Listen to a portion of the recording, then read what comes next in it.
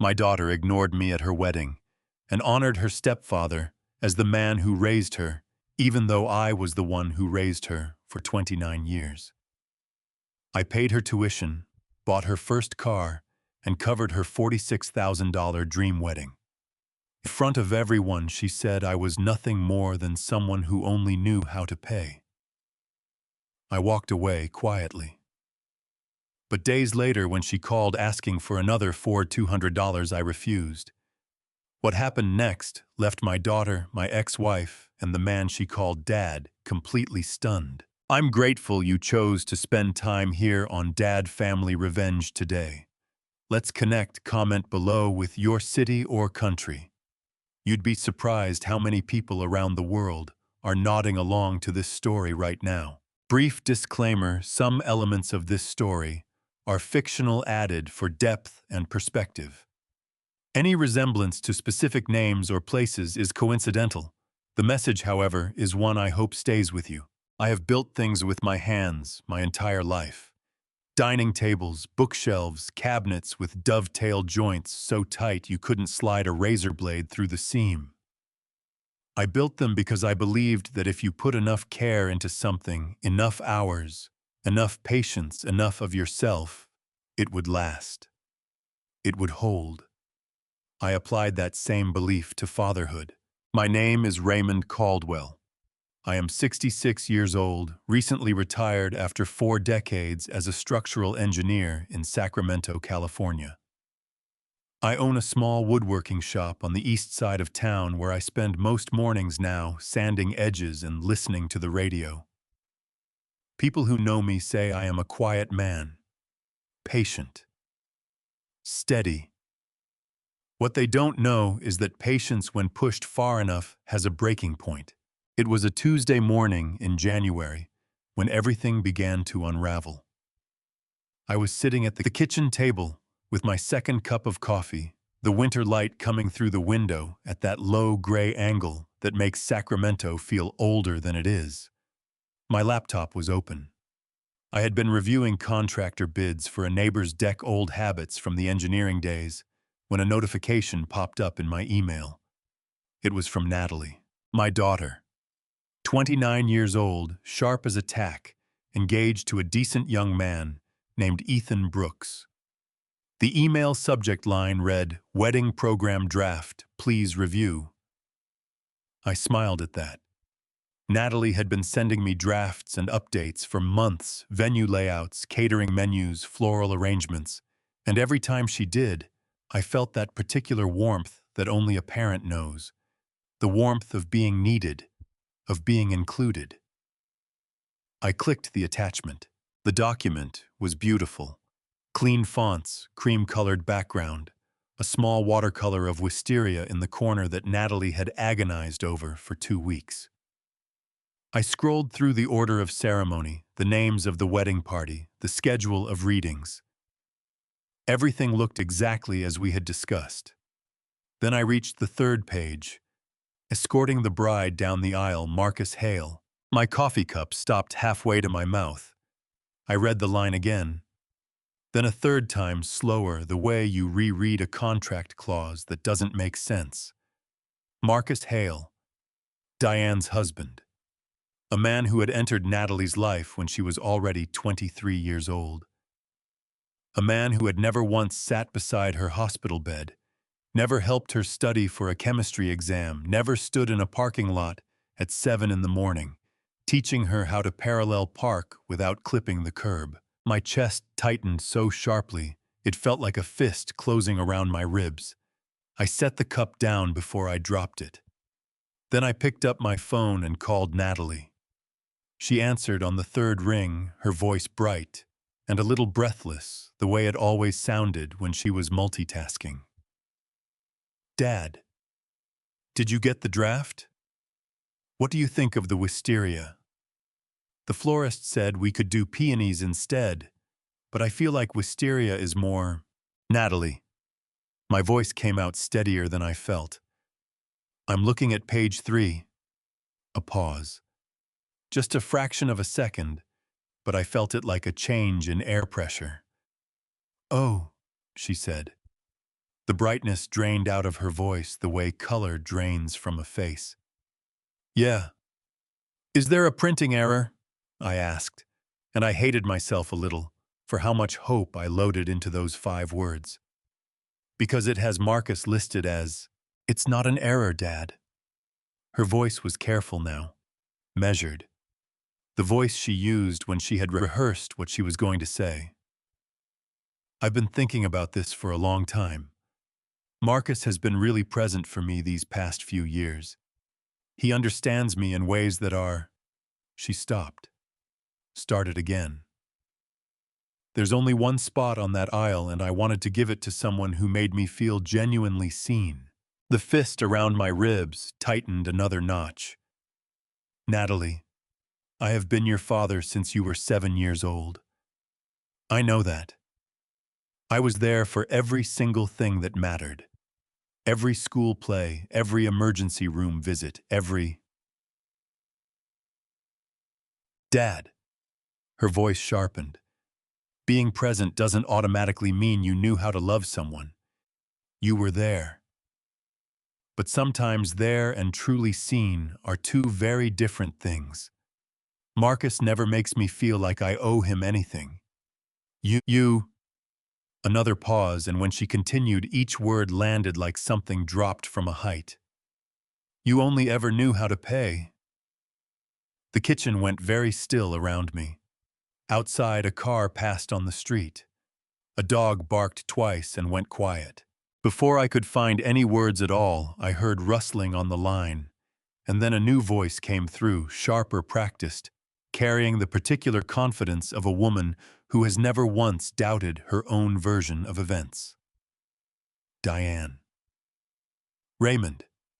My ex-wife said my name the way people say the name of a headache. I hope you're not about to make this difficult. This is Natalie's wedding, her day. The least you can do is be graceful about it.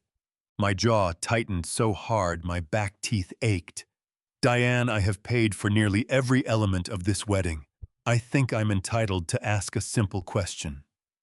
You're entitled to show up and be grateful you were invited, she said, and I could hear the smile underneath it, thin and satisfied as a paper cut. You promised to cover the wedding costs. A man of your word doesn't threaten to pull back just because he didn't get the spotlight he wanted. I stared at the wisteria watercolor on my laptop screen. My daughter's dream wedding. The one I had been financing for the past 8 months, $46,000, and counting while believing, with the wholehearted stupidity of a man who should have known better, that love was enough collateral. I'll be in touch, I said finally. I ended the call. I closed the laptop, and I sat in my kitchen in the January gray with my coffee going cold beside me, feeling something shift beneath me like the ground deciding it was done holding still. People ask me sometimes why I didn't just skip it. Why I put on the charcoal suit I'd bought specifically for this occasion, drove 90 minutes to Napa Valley, and walked into that rehearsal dinner, knowing full well what was waiting for me on the other side of those doors. The honest answer is that some part of me, the stubborn, foolish part, that had spent 29 years refusing to give up, still believed Natalie might look at me across a candlelit room and remember who had actually raised her. I know. Frank Okafor tried to talk me out of it. Frank has been my closest friend for 30 years. We met on a job site in 1994, when we were both young enough to think we were invincible, and we'd been arguing about everything from football teams to life decisions ever since. He's a big man, Frank, broad-shouldered and deliberate, with a laugh that could rattle windows and eyes that didn't miss much.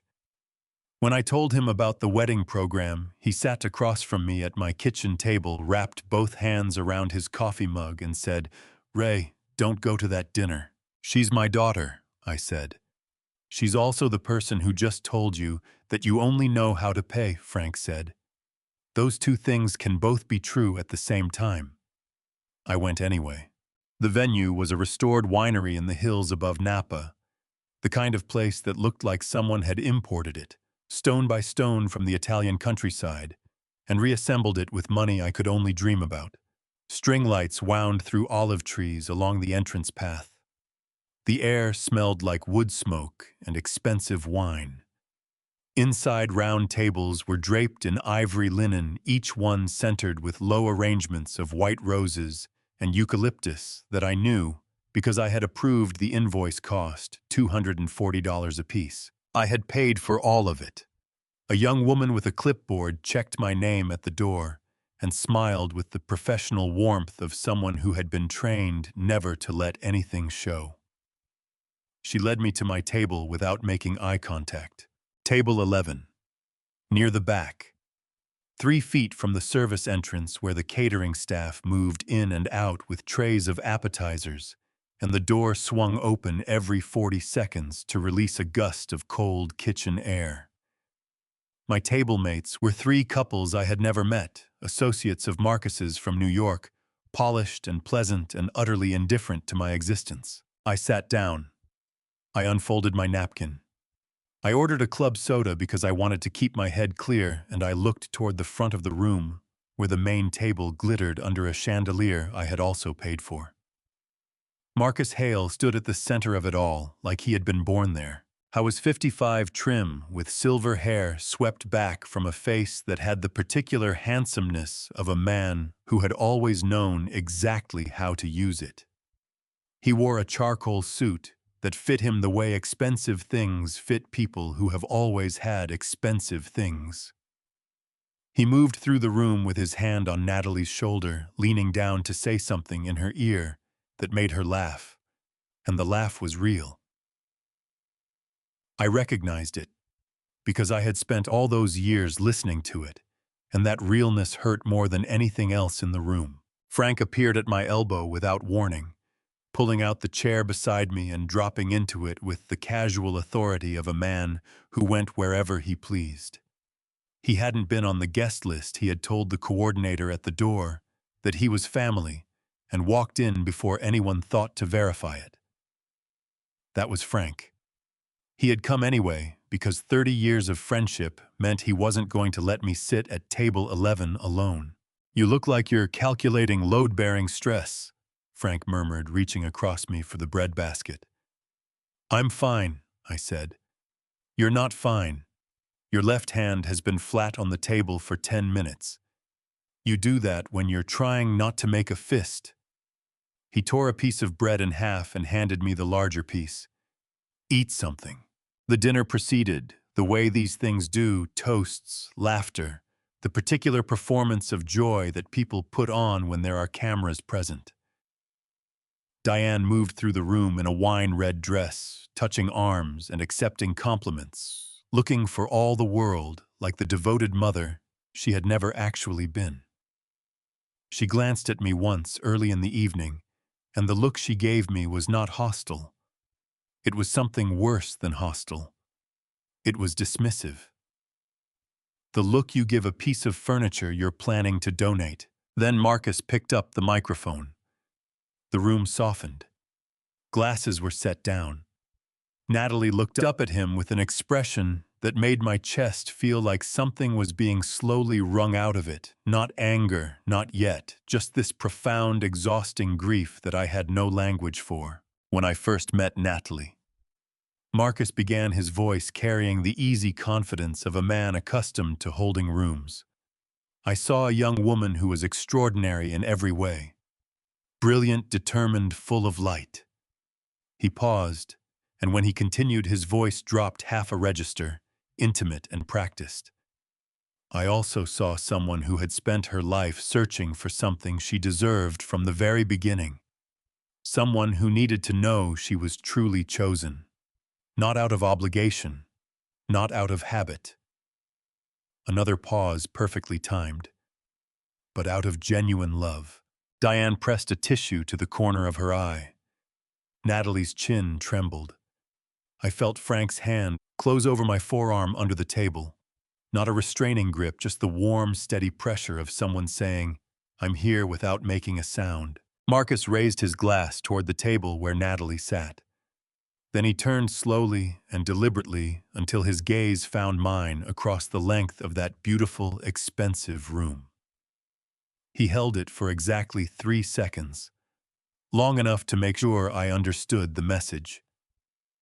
Then he smiled a small private smile that never reached his eyes and turned back to the crowd.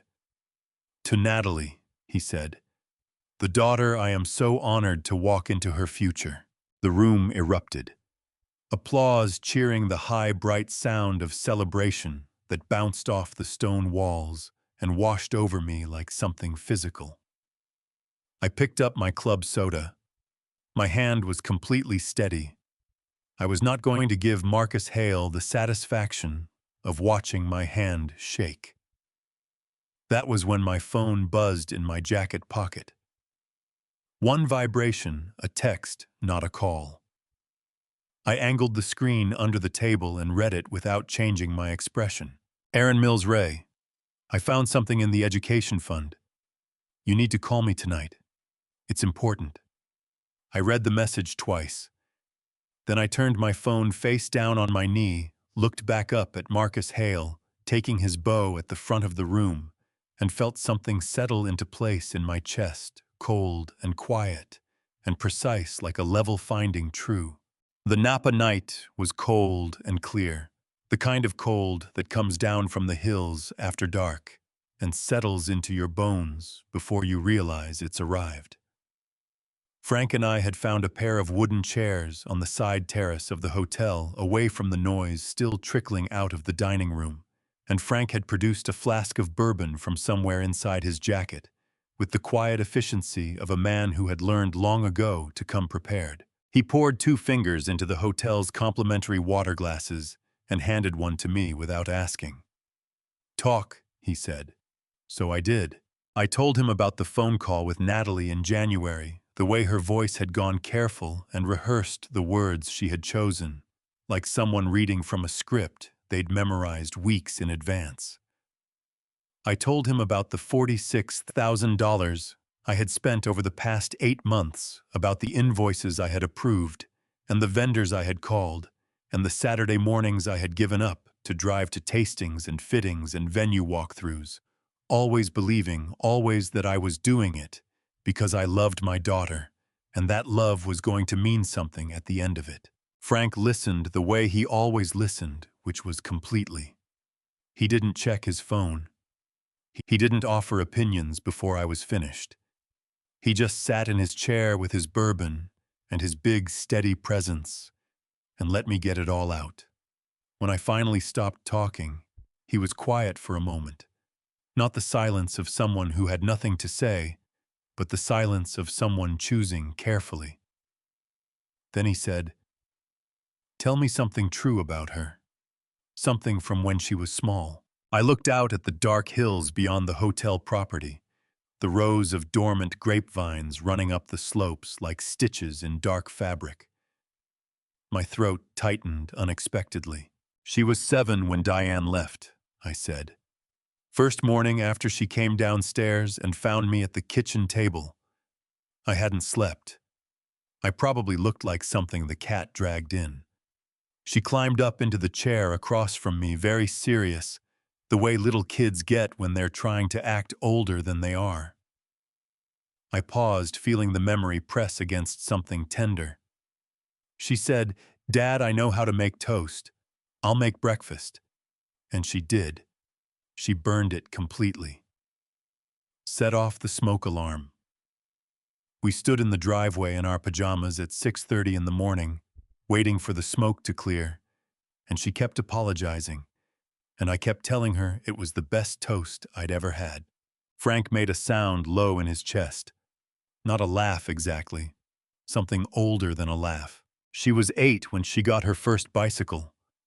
I continued, and now that I had started, I found I couldn't stop the memories coming up, like something that had been held underwater too long, finally breaking the surface. I ran alongside her for an hour in the parking lot, behind the church on Riverside. Back and forth, holding the seat, telling her I had her, and she kept saying, "Don't let go. Dad, promise you won't let go." and that at some point, she was doing it herself and didn't even realize it because she was too busy concentrating on the writing to notice I'd stepped back. My voice thickened in a way I hadn't expected, and I stopped for a moment to clear it. She went maybe 30 yards before she looked back and saw me standing there. And the look on her face, I stopped again. She was so proud, not of me, of herself, which was exactly right, which was exactly what I wanted. Frank refilled my glass without being asked. I missed 2 promotions, I said. Both would have required relocating. Dallas the first time, Atlanta the second. Good money, better title. I turned them both down because Natalie was in 8th grade and I wasn't going to pull her out of the school where she'd finally found her people. I stared into my glass. My supervisor at the time asked me why. I told him my daughter had a school play. He looked at me like I'd lost my mind. You hadn't lost your mind, Frank said. You just had different priorities than he did. A lot of good it did me. Ray. Frank's voice was gentle but direct, the way it got when he was about to say something I wasn't going to enjoy. You didn't raise a daughter tonight. You raised a stranger. The words hit me somewhere below the sternum, sharp and precise. I wanted to argue with them. I found that I couldn't. My phone buzzed on the arm of the chair. Aaron Mills. Aaron had been my accountant and financial advisor for 12 years, a meticulous, unhurried man who sent his invoices on the 1st of every month and had never once been wrong about a number in all the time I'd known him. When Aaron called at 11 o'clock on a Friday night, it was not to chat. I picked up. Aaron. Ray, I'm sorry to call this late. His voice was tight in a way I had never heard before. I've been going back and forth on whether to wait until morning, but I don't think I can. I found something in the education fund. The joint account you and Diane set up for Natalie back in 2002. My hand tightened around the phone. That account was supposed to be closed. Natalie graduated 4 years ago. That's the thing, Aaron said. It was never formally closed. You stopped contributing after she graduated, but the account itself stayed open. There was a residual balance from accumulated interest, about $4,300. A pause. Raymond, over the past 14 months, someone has made 22 withdrawals from that account, totaling $38,000. The cold from the hills suddenly felt like it had moved inside me. Diane's name was never removed from the account. Aaron continued, and I could hear him choosing his words with the same care a surgeon uses choosing instruments. The withdrawals were made using her credentials, her signature, not yours. But Ray.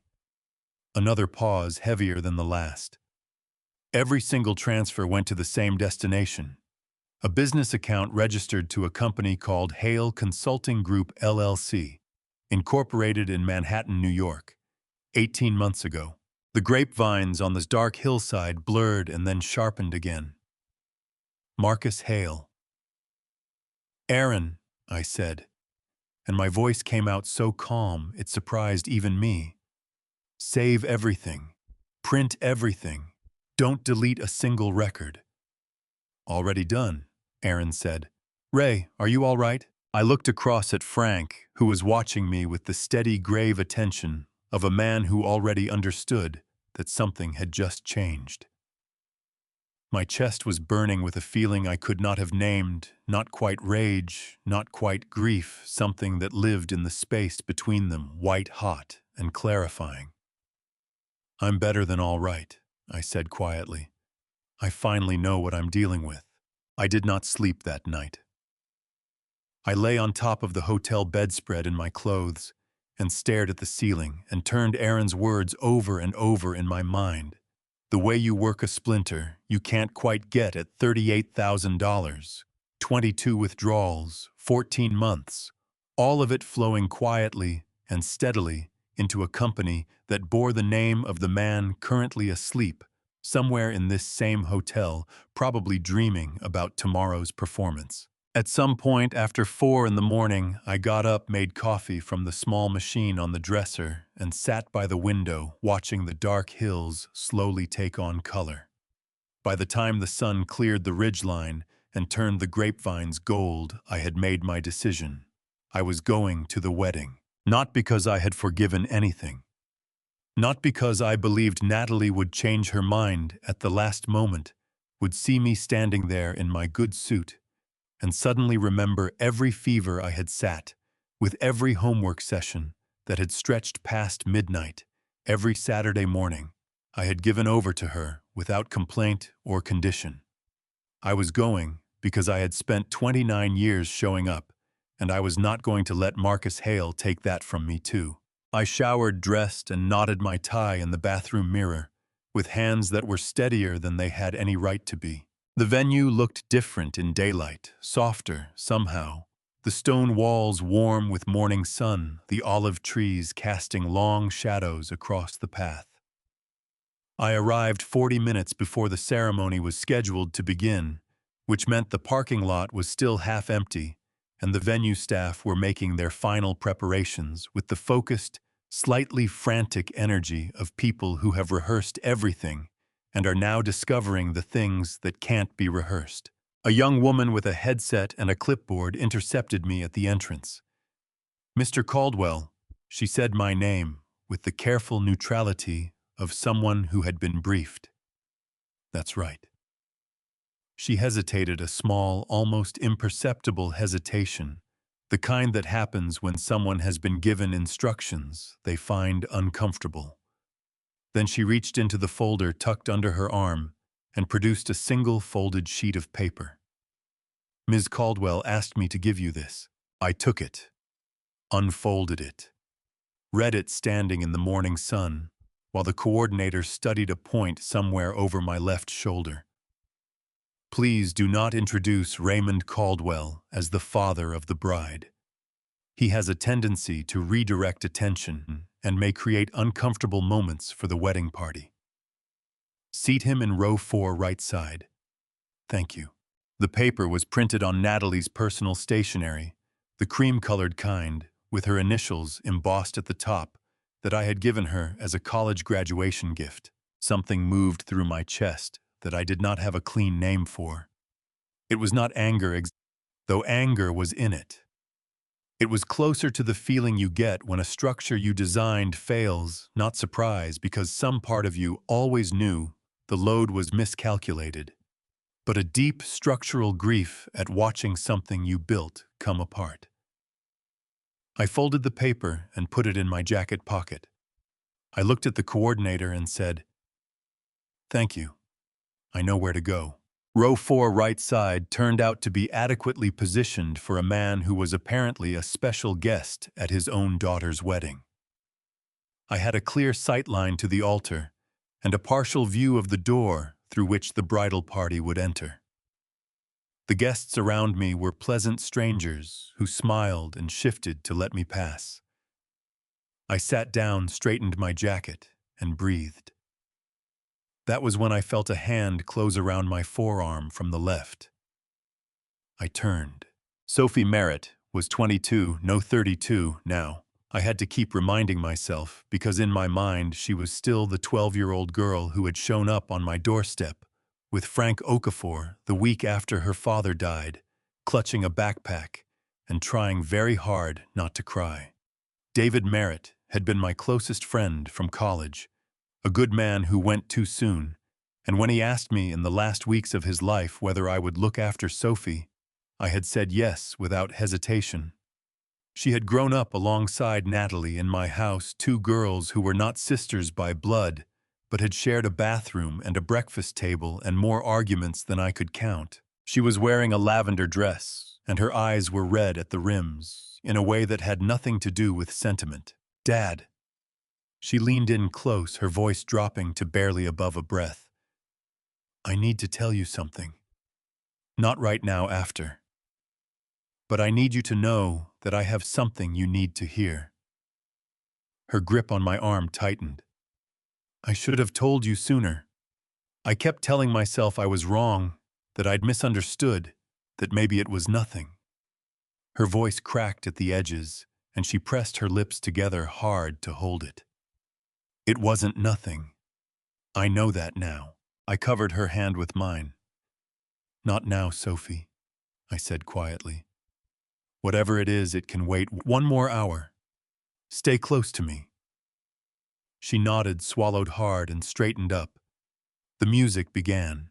The guests rose and I rose with them, and I turned toward the back of the room like everyone else. The bridesmaids came first, moving in pairs down the aisle in their pale dresses, then the groomsmen, then the flower girl, scattering petals with the concentrated seriousness of a child who has been told this is important and believes it completely. Then the doors opened wider, and the bridal march swelled, and Natalie appeared. She was breathtaking. I want to be honest about that, because it matters, because whatever had broken between us, she was still the little girl who had burned toast for me at 6:30 in the morning and apologized until I told her to stop. And she was standing there in a white dress that caught the light, and she was radiant. And my heart cracked clean down the middle in a way that had nothing to do with anger and everything to do with love. Marcus Hale stood beside her, his hand on her arm, his chin lifted. They moved down the aisle together, past the second row, past the third. When they reached the fourth row, I was standing close enough to touch her, close enough to see the small pearl earrings she wore, the ones I had given her for her 21st birthday. She did not look at me, not a glance, not a flicker. She kept her eyes forward, her face arranged in the composed, luminous expression of a bride who has decided exactly which direction she is walking and intends to keep walking there, and she passed me like I was part of the architecture. Marcus Hale, however, looked at me. He turned his head as he passed just slightly, just enough, and the expression on his face was not triumphant. Exactly, it was something more precise than triumph. It was the expression of a man who has placed a bet and watched it pay out and is already thinking about the next one. I sat back down when they reached the altar. I listened to the officiant speak about commitment and love and the building of a life. I watched Natalie say her vows to Ethan Brooks, who looked at her with an earnestness that almost made me feel sorry for him. I watched Mark take his seat in the front row, the seat that should have been mine, and cross his legs and settle in with the ease of a man who was exactly where he believed he belonged. And then Natalie took the microphone. "I want to say something," she said, and her voice was warm and clear and carried easily through the room. A father isn't defined by obligation. A father isn't someone who shows up because he has to, or who measures love in what he provides. She paused, and I felt Sophie's hand find my arm again, gripping hard. A father is someone who sees you, truly sees you, and chooses you anyway, without conditions, without a ledger. Her eyes found Marcus in the front row. "Marcus, you are the father I always deserved. Thank you for choosing me." The room erupted in applause. Sophie's nails were pressing into my forearm through my jacket sleeve, and her breath was coming in sharp, shallow increments, and I could feel her trembling with the effort of not saying something out loud in the middle of a church full of people. I put my hand over hers and squeezed once. Then I stood up, buttoned my jacket, and walked out. The parking lot was quiet, in the way that only outdoor spaces can be quiet, not empty of sound, but emptied of the particular human noise that had filled the venue behind me. Through the stone walls, I could still hear the faint swell of music starting up, something orchestral and celebratory, which meant the ceremony had concluded and the reception was beginning without me. I found my car at the far end of the lot, beneath an oak tree that had shed most of its leaves across the hood.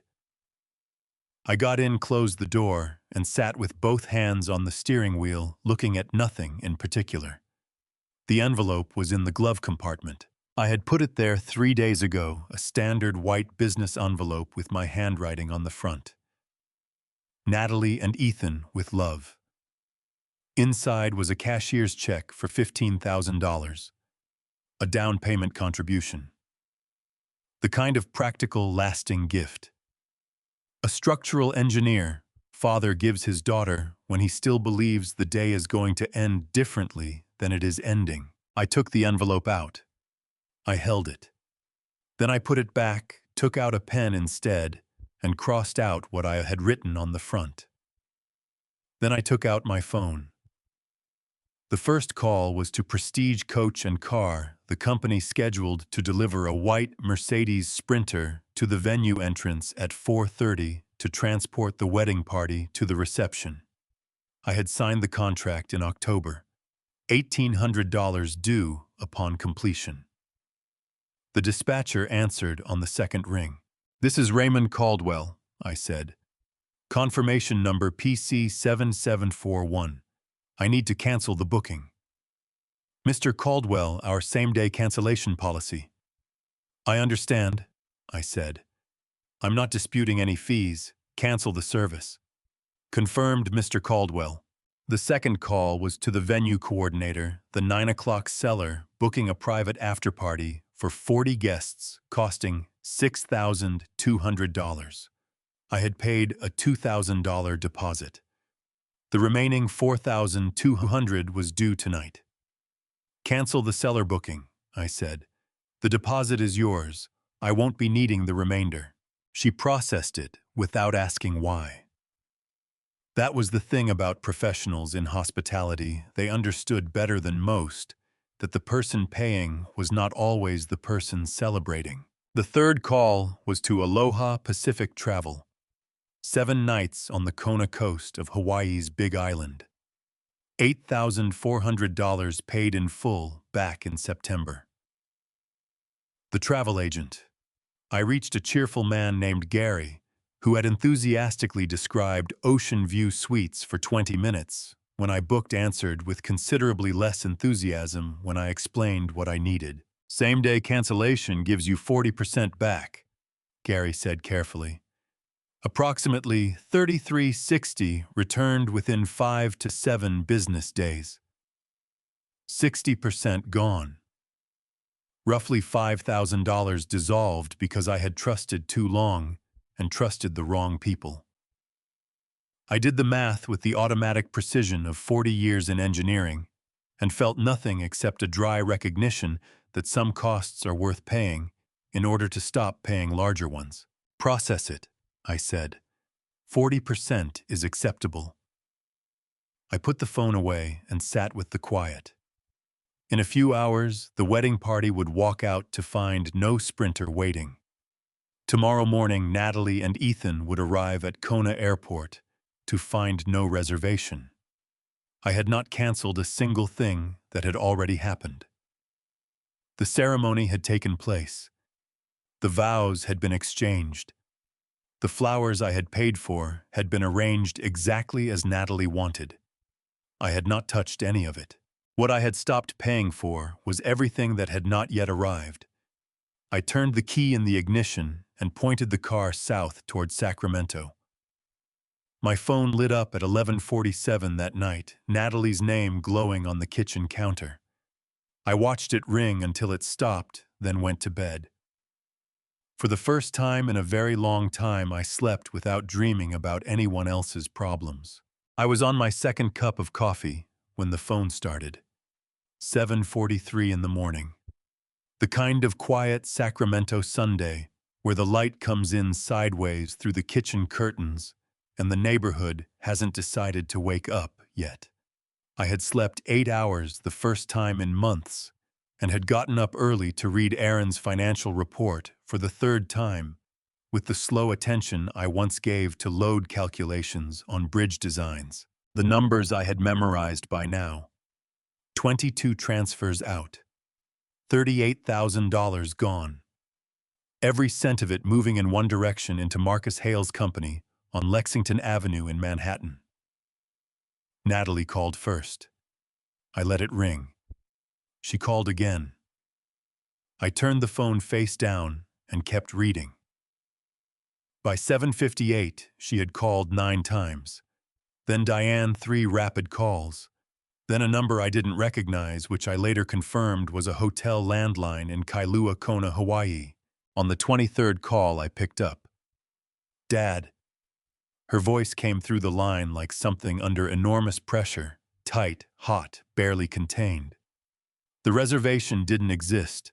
We stood at the front desk for 45 minutes. I had to explain to the entire lobby that my honeymoon had been canceled. Her voice cracked wide open. "I was humiliated. On my wedding night. Because of you." I waited until she finished. "The reservation was canceled because I canceled it," I said. "Along with the after-party and the car service." "Why would you do that to me?" "Because I paid for those things," I said. "And I decided I was no longer willing to." "You promised." "I promised to support your wedding." The ceremony happened. The flowers were there. The photographs were taken. Everything that already happened because I paid for it. What I canceled was what hadn't arrived yet. The terms changed, Natalie. When you changed them, you changed what I was willing to provide. A sound came through the line, the sound of someone who had prepared for anger and received something worse, which was calm. "Transfer $4,200 right now," she said, her voice hardening. "The hotel will honor the booking if we pay directly." "Call Marcus," I said. "What?" "Marcus Hale, your father. The man you honored yesterday in front of everyone I know. Call him." "Marcus he doesn't handle things like this." "I see," I said. "So I handle things, but he's the father." "You are being deliberately cruel," she said. "I will never forgive you for this." "I hope that changes," I said. "But I'm not transferring money today." The line went dead.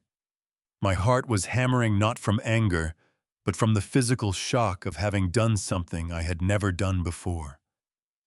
Something that felt simultaneously like stepping off a ledge and like finally, after a very long time, finding solid ground. Diane called 11.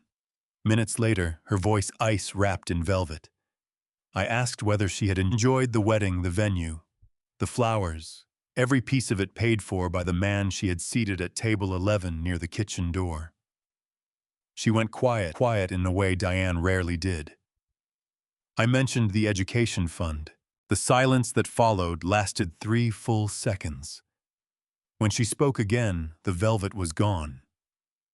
Only ice remained, and underneath it the unmistakable sound of someone who had just realized they may have miscalculated.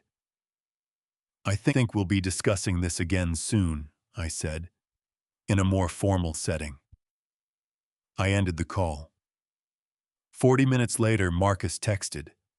I saved it to the folder on my phone labeled Documentation and called Aaron. "I need everything," I said, "and the name of the best financial crimes attorney in Sacramento." Aaron was quiet for exactly 2 seconds. "I already have a name," he said.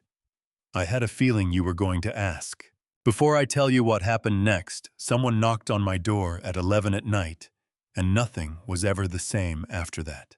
If you're still here on Dad Family Revenge, drop the number 7 in the comments right now. Let me know you're with me. A quick note. This story contains fictional elements crafted for perspective and reflection. Names and places are coincidental, but what it says about family and betrayal is worth every minute of your time.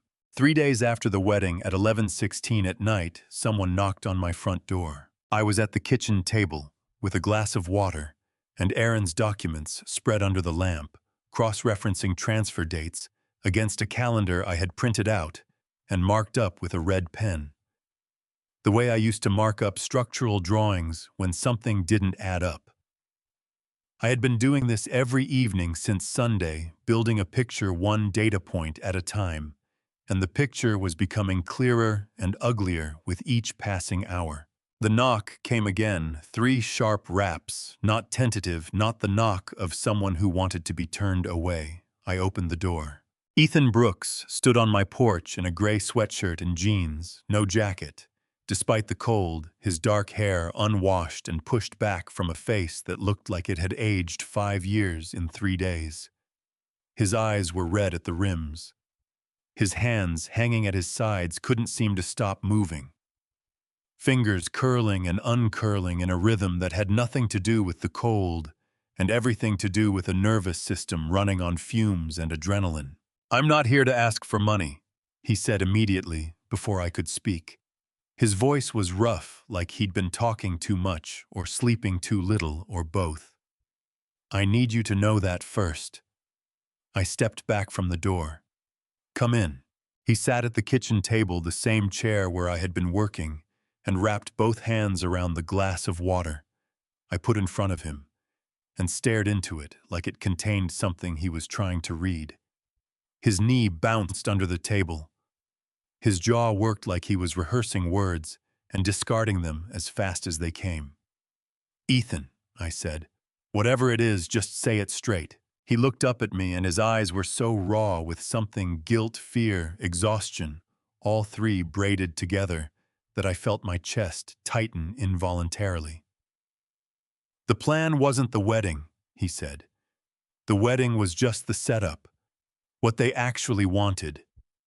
He stopped, pressed the heel of his hand against his eye socket hard. "What they actually wanted was the house." I kept my face still. "Keep going." "Marcus's company is underwater." Ethan said the words, coming faster now, like a valve that had been under pressure too long, finally finding a release. "More than $1 million in debt. He's been juggling it for 2 years, moving money around, keeping creditors at arm's length. But he's running out of room. He needs a large asset to post as collateral for a refinancing loan, or the whole thing collapses." He swallowed hard. "Your house. He needs your house." "And Natalie agreed to this." Ethan's jaw tightened. He didn't look away. "She didn't design it. That was Marcus and Diane. But she—" He exhaled through his nose, a long, unsteady breath. "Yeah, she agreed to it." "Why are you telling me this?" I asked. "Tonight, 3 days after the wedding." His knee stopped bouncing. He set the glass down with a small, precise click, and met my eyes with the directness of a man who had decided to stop managing his own image. "Because 4 days ago, Diane told Natalie that if the loan application gets flagged by the bank, they're going to say I forged the documents." His voice was flat. "I have credit card debt. I don't have a clean financial record. I don't have anyone who can vouch for me the way Marcus has lawyers who can vouch for him." He spread his hands on the table. "They set me up to take the fall. I stayed quiet because I thought it would stop after the wedding. I was wrong. It didn't stop. It just moved to the next phase." I picked up the document. He had slid across the table a printed PDF, 12 pages, the pre-application, for a commercial refinancing loan of $240,000. I turned to page 8 where the co-signer information had been filled in. My name, my address, my social security number, and below it a digital signature that was not mine, executed from an IP address that I had never used on a Tuesday afternoon when I had been in my woodworking shop 8 miles away. The paper was steady in my hands. My hands were steady because I made them steady. "Who else knows about this document?" I asked. "Marcus, Diane, Natalie." Ethan paused. "And now you. Does Natalie know you're here?" He shook his head. "She thinks I'm getting gas." I set the document on the table, squared its edges with the other papers, and looked at Ethan Brooks, this young man who had married my daughter 3 days ago and was now sitting in my kitchen shaking with the particular terror of someone who has realized too late that the people he trusted were using him as a spare tire. I did not feel sorry for him. I felt something more complicated than sorry, a recognition that he had made choices that led him here, and that being the least guilty person in a group of guilty people was not the same as being innocent. But he was here. He had come. "Go home," I said. "Act normal. Don't tell Natalie you were here." I slid a notepad across the table. "Write down every text message, every conversation you can remember, every date and detail. Everything. Can you do that?" Ethan picked up the pen. His hand was shaking so badly, the first letter came out crooked. He pressed harder, steadied himself, and wrote his name at the top of the page, as if he were signing something that mattered. "Yeah," he said quietly. "I can do that." After he left, I called Claire Donovan. Claire Donovan arrived at 7:15 in the morning with a canvas tote bag over one shoulder, a travel mug of coffee in each hand, and the expression of a woman who had been awake since my phone call and had spent the intervening hours thinking rather than sleeping. I had known Claire for 20 years. She had handled the purchase of my Sacramento house in 2004, then a property dispute with a neighbor in 2011, then a contract review when I took on consulting work after retirement. In all that time, she had never been anything other than precise, direct, and constitutionally incapable of pretending a situation was better than it was. She was 44 years old, with close-cropped silver hair she had stopped apologizing for at 38, and a way of listening that made you feel like every word you said was being filed in the correct place for later retrieval. She set one coffee in front of me, dropped into the chair across the table, pulled a legal pad from the tote bag, and said, "Start from the beginning. Don't editorialize. Just facts and sequence." So I did. It took 40 minutes. Claire did not interrupt once. She wrote constantly, not transcribing I knew, but extracting, pulling out the load-bearing elements, the way a good engineer strips a design to its essential structure. When I finished, she set her pen down and looked at the legal pad for a long moment. Her lips pressed together in the particular expression she wore when she was organizing something complex. Then she looked up at me and said, "Raymond, do you have the email about the wedding program, the one Natalie sent the coordinator?" "In my phone, photographed and saved."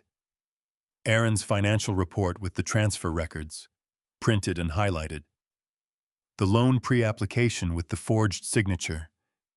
Ethan brought the original. It's in that folder. I nodded toward the manila envelope on the counter. Claire looked at me steadily. "Do you have the text messages Marcus sent you, the ones where he positioned himself as the reasonable party?" "Saved in a folder on my phone labeled Documentation. 11 items so far." Something shifted in Claire's expression, not quite a smile, but the architectural suggestion of one, the kind that appears on the face of someone who has just realized the case is considerably stronger than they expected walking in the door. "Then we're not victims," she said. "We're plaintiffs." She opened the legal pad to a fresh page and drew a line down the center, dividing it into two columns. On the left, she wrote State, and on the right, she wrote Federal. "Let me explain what we're looking at," she said, and her voice shifted into the register she used when she was being a lawyer, rather than a person, precise, organized, stripped of everything unnecessary. Under California Welfare and Institutions Code Section 100-610.3d. What Diane did with that education fund qualifies as elder financial abuse. You are 66 years old. The statute defines a dependent adult or elder as anyone over 65. She had access to that account because her name was never formally removed after the divorce, an administrative gap, not authorization. She used that gap to transfer $38,000 to a third party for personal benefit. That is a felony under California law, carrying up to 4 years in state prison, plus full restitution. I wrapped both hands around my coffee mug and listened. On the federal side, Claire continued, tapping the right column. The forged loan application is wire fraud under Title 18 United States Code Section 343. The application was submitted electronically. That makes it a federal matter regardless of where the parties are located. Someone used a digital signature in your name from an IP address that wasn't yours to submit a fraudulent financial instrument to a lending institution. That is a serious federal felony.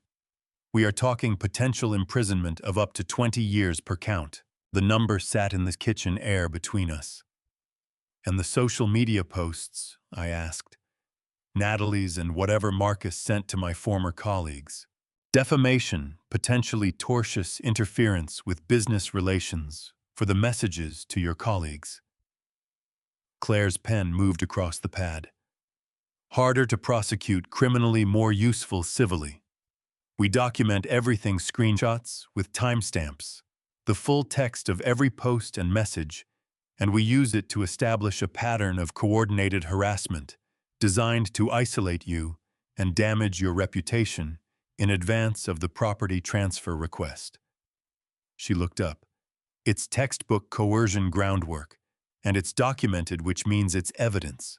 She tore the top sheet from the legal pad, folded it precisely in thirds, and slid it across the table to me. I want to bring in a financial investigator, she said. Her name is Serena Voss. She works out of San Francisco. She spent 12 years with the FBI's Financial Crimes Unit before going private, and she is extraordinarily good at following money through corporate structures. If Marcus Hale has been moving funds through Hale Consulting Group to obscure their origin or destination, Serena will find it.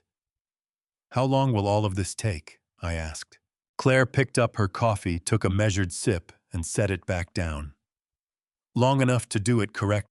These things move at the speed of evidence, not emotion.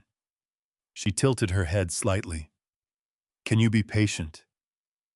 I thought about 29 years of early mornings and late nights, and every sacrifice I had made without being asked to make it, and without expecting anything in return, except the ordinary decent love of a family I had built with my own hands.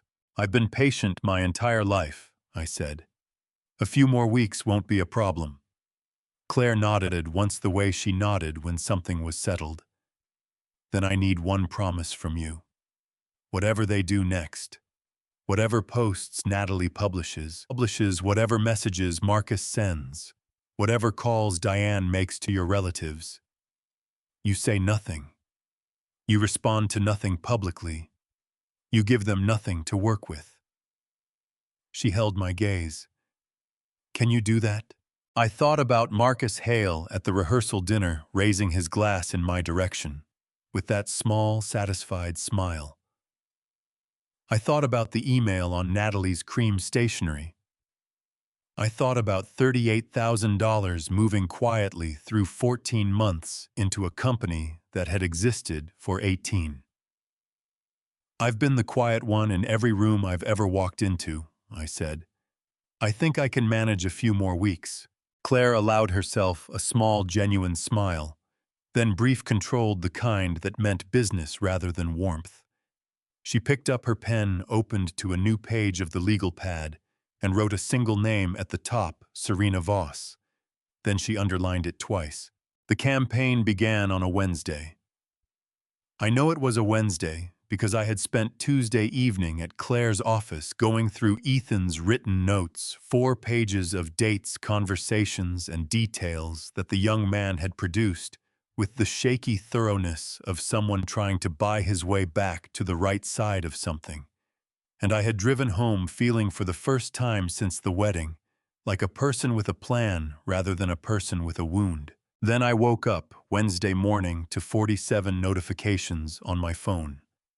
Natalie's post had gone up at 11 the previous night, which meant she had written it in Hawaii, in the ocean view room she and Ethan had paid for out of pocket after I canceled the reservation, probably sitting on the edge of the bed she had imagined being romantic, and finding it instead full of the specific misery of a situation that was not going the way she had planned. The post was long, 11 paragraphs. She had clearly written it more than once. The language was too controlled, too structured, too careful in its selection of details to be a first draft. It began with a childhood memory. I barely recognized a version of our life together, in which I appeared as a cold and transactional presence, who measured affection in receipts, and made her feel from her earliest years like a financial obligation rather than a daughter. My hands tightened around the phone until my knuckles ached. She wrote about feeling invisible in her own home, about reaching for warmth and finding a checkbook, about the loneliness of growing up with a father who confused provision with love. And in the final paragraph she wrote, "I spent my whole childhood waiting to be truly seen. Marcus saw me. That's why I chose him." The post had 412 shares by the time I read it. Diane had shared it within the first hour, adding 3 sentences of her own. "It takes tremendous courage to speak the truth about family. I am so proud of this young woman. The truth is finally out." I sat with the phone in my hands and felt something move through me that was hot and pressurized and wanted very badly to find an exit. My jaw clenched so hard, the hinges of it ached. The urge to respond, to write something, call someone, post a single sentence that would begin the process of setting the record straight, was so strong it felt physical, like a current running through my arms. I put the phone face down on the table. I picked up the laptop instead and opened a new folder.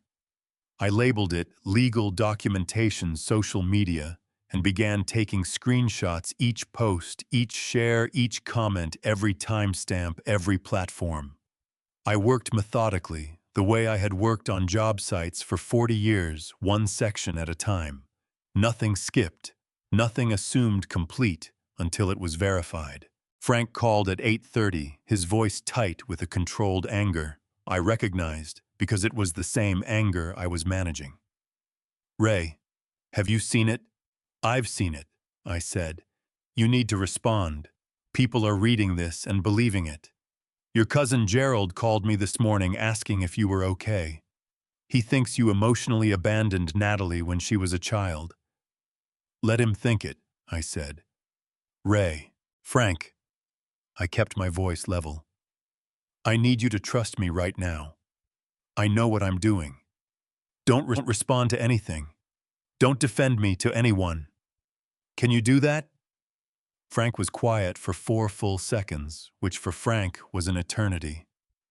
"This is killing me," he finally said, and the rawness in his voice made something in my chest clench tight. 30 years I've watched you pour yourself into that girl, and now I'm supposed to sit here while strangers on the internet decide you're the villain. You're not supposed to like it," I said.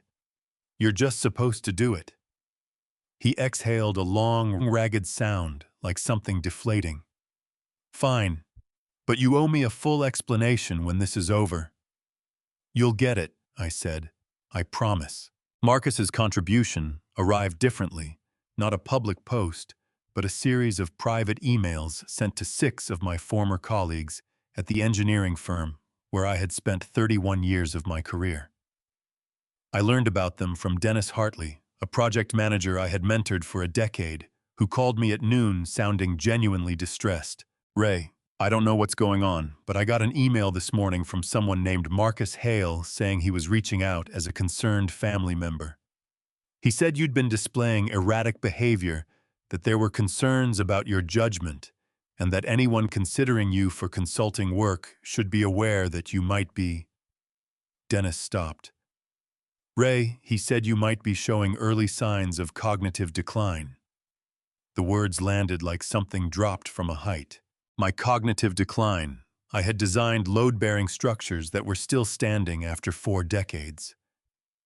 I had just spent 72 hours building a legal case with the methodical precision of a man who knew exactly where every piece fit. And Marcus Hale was telling my professional network that I was losing my mind. The fury that moved through me in that moment was so complete and so cold that it had the quality of clarity rather than heat. I thanked Dennis, told him I would explain everything in due course, and asked him to forward the email to my personal address without deleting it. Sophie called at 2 in the afternoon, and the moment I heard her voice cracked at the edges, breathless with the effort of holding something back, my heart lurched sideways in my chest. "Dad!" She was crying, the kind of crying that comes from trying not to cry for too long.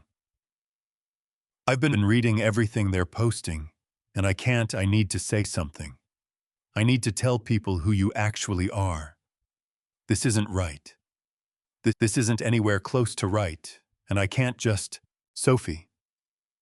My voice came out gentle but firm, the voice I had used when she was 12 years old and the world had just taken her father, and she needed someone to be steady for her.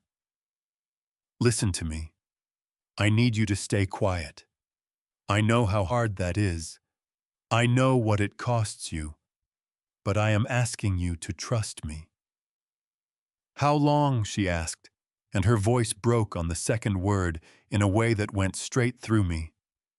"Not much longer," I said. "I promise." After I hung up, I sat at the kitchen table in the afternoon quiet and looked at the documentation folder on my laptop screen. 43 items and counting. Screenshots, emails forwarded by colleagues, a voicemail from a cousin who had believed what he read. Then Dr. James Whitfield called. James had been my physician for 20 years. A deliberate, soft-spoken man of 70 who had the particular authority of someone who had seen enough of life to know precisely what mattered and what didn't. He had given me the news about my father's heart condition, had sat with me through my own cancer scare 8 years ago, and had never once in 2 decades said anything he didn't mean. "Raymond," he said without preamble, "I received a call this morning from a man named Marcus Hale who told me he was your son-in-law and that the family was concerned about your mental acuity. He asked whether I would be willing to provide a cognitive assessment." James paused. "I want you to know I told him that my patient's medical information is protected, that I had no concerns whatsoever about your cognitive function, and that if he contacted me again, I would be reporting the call to the California Medical Board as an attempt to obtain confidential patient information under false pretenses." Something released in my chest that I hadn't realized I had been holding. "James," I said, "thank you." "There's more," he said. "I want you to know that I am prepared to provide a written statement attesting to your full cognitive and psychological health, notarized at any time you need it. Whatever is happening, Raymond, you should have it in writing that your doctor of 20 years has no concerns." I looked at the documentation folder. 44 items now. "I may need that sooner than you think," I said. Sophie arrived at the workshop on a Tuesday afternoon with no warning and no umbrella, even though it had been raining since morning. The cold, determined Sacramento rain that comes in off the Delta and doesn't apologize for itself. She was soaked through by the time she pushed open the workshop door, her dark hair plastered flat and her coat dripping onto the concrete floor, and she stood there in the doorway, with her arms wrapped around herself and her eyes red and swollen in a way that had nothing to do with the weather. "I have something," she said. Her voice was wrecked, hoarse and uneven, the voice of someone who had been crying in the car the whole drive over. "I've had it for 6 months, and I kept telling myself I was wrong, that I'd misread the whole thing, that maybe it was just talk." Her breath hitched sharply in her chest. "It wasn't just talk. I know that now. And I'm so sorry, Dad. I am so sorry I didn't come to you the moment it happened." She pulled her phone from her coat pocket, with a hand that was trembling so badly she nearly dropped it. I crossed the workshop in 4 steps, took the phone from her before she could, and guided her to the stool beside the workbench. "Sit down, I said. "You're shaking." "I know I'm shaking," she said, and a sound came out of her that was somewhere between a laugh and a sob, raw and desperate. I've been shaking since the wedding. I watched what they did to you, and I stood there, and I didn't say anything, and I have been sick about it every single day since. I pulled up a second stool and sat across from her. Show me what you have. Sophie took the phone back, navigated to her voice memo app with fingers that still trembled, and pressed play. The audio was imperfect. The ambient noise of a catered room, silverware, and low conversation, and the particular hum of a space full of people. But the voices were close. Sophie had been sitting near them close enough that the recording captured every word with the kind of clarity that made my stomach drop slowly, like an elevator cable giving way one strand at a time. Marcus's voice came through first, smooth and unhurried, carrying the easy confidence of a man who believed himself to be in complete control of the situation. Once the wedding's done, we move on the house. Raymond will do anything to be forgiven. He's been carrying guilt about that divorce for 30 years. That's not a man who pushes back. That's a man who writes checks. Diane's voice lower and more careful. How long after the wedding before we bring him the paperwork? Marcus, 2 weeks. 3 at most. Let him sit with it. Let him feel how much he needs to be let back in. Then we present it as a gesture of healing. He signs because he wants his daughter back, and once he signs, the asset is ours to leverage. A pause. Then Natalie's voice, and this was the part that hit me somewhere below the ribs, and stayed there, an ache that was going to take a long time to locate properly. She said, "Okay." One word, flat and final, with the particular tonelessness of a person who has already made their decision and is simply confirming it out loud. The recording continued for another 40 seconds, logistics timing, which attorney Marcus intended to use, and then it ended. Sophie was watching my face the way people watch the faces of others when they've just delivered terrible news and don't know what form the response will take. Her hands were clenched together in her lap so tightly her knuckles had gone white. "Sophie," I said. My voice came out steadier than I felt. "Why didn't you tell me at the engagement party?" Her face crumpled.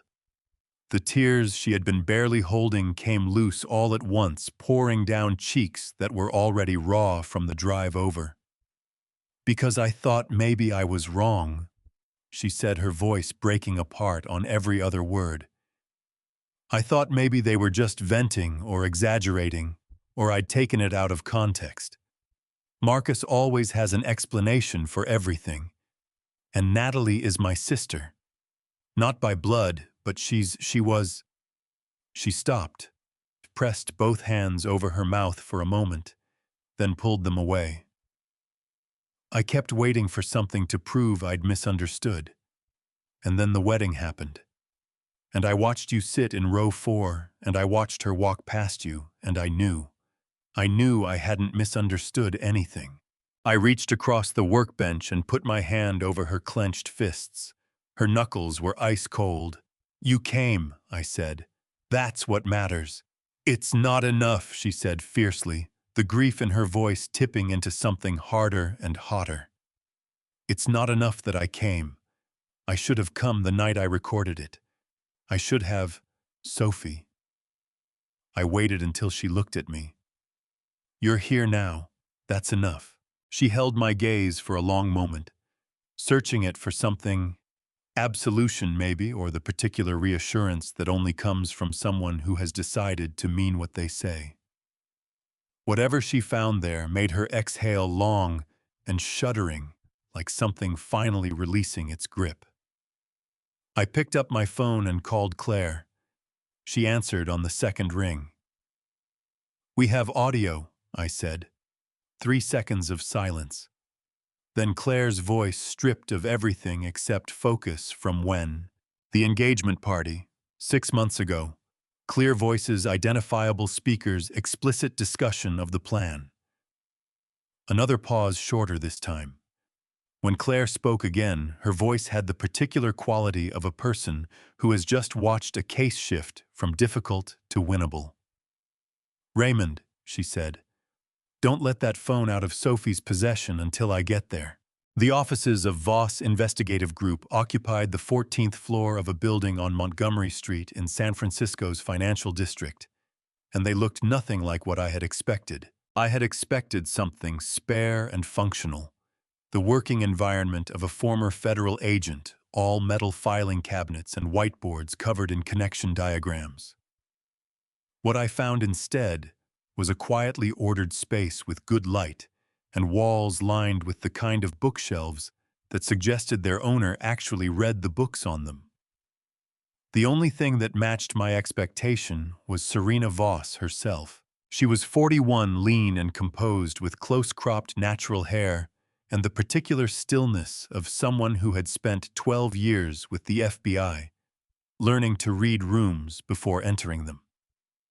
She shook my hand with a grip that was firm without performing firmness, directed me to a chair across from a conference table where Claire and Aaron were already seated, and said without preamble, "Let's go through what we have." What we had laid out across that conference table over the next 2 hours was considerably more than I had expected. Serena opened with the financial trail, which she had organized into a timeline so clean and precise it looked like something I might have drafted myself in my engineering years. Each transaction dated each transfer amount, specified each destination account, identified with its registered owner and business address. $38,000, she said, tapping the first column. 22 withdrawals from the joint education account between January of 2022 and March of 2024. Every transfer routed to Hale Consulting Group, LLC, registered in Delaware, operating address on Lexington Avenue, Manhattan. She moved her finger to the second column. The withdrawals were executed using Diane Caldwell's credentials, her username, her password, her digital signature, under California Welfare and Institutions Code Section 15610. This constitutes elder financial abuse. Raymond was 65 at the time of the first withdrawal. The statute applies. Aaron leaned forward from his seat at the end of the table. The account should have been formally closed when Natalie graduated in 2019, he said, and his voice carried the particular strain of a man who was holding himself responsible for something that was not his fault. I should have flagged it. The balance was small enough that it fell below my automatic review threshold. I missed it. You caught it when it mattered, I said. Aaron nodded, but the tension around his eyes didn't ease. Serena moved to the second column. The loan pre-application, $240,000, submitted electronically to Pacific Coast Commercial Lending on February 19th of this year, 4 days before the wedding. She slid a printed document across the table, a technical report from a cybersecurity firm she had contracted. The digital signature in Raymond's name was executed from an IP address registered to a co-working space in Midtown Manhattan. Raymond, where were you on February 19th? In my woodworking shop in Sacramento, I said. I have a receipt for lumber I purchased that morning, time-stamped and geolocated. That receipt, combined with this IP analysis, establishes that the signature was fraudulent beyond reasonable dispute, Serena said. Under Title 18, United States Code Section 1343, submitting a fraudulent financial instrument via electronic means constitutes wire fraud. It is a federal felony. Claire picked up from there. We've already been in contact with the U.S. Attorney's Office in San Francisco. They're reviewing the materials. Given the IP evidence and the financial trail, they're treating this as a viable case. The room held that information for a moment.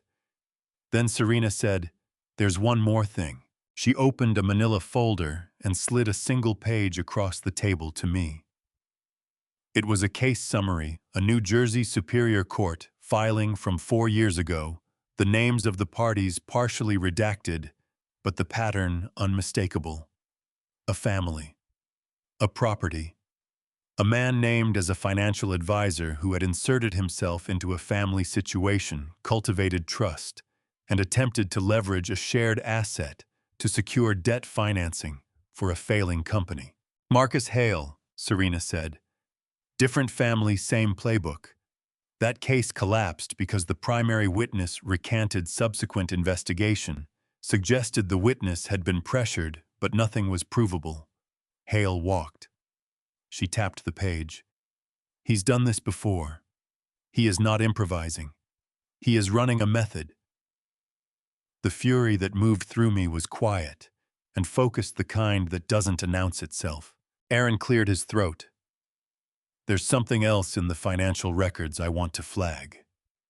He pulled a highlighted spreadsheet from his folder and set it in front of me, his finger pointing to a line near the bottom.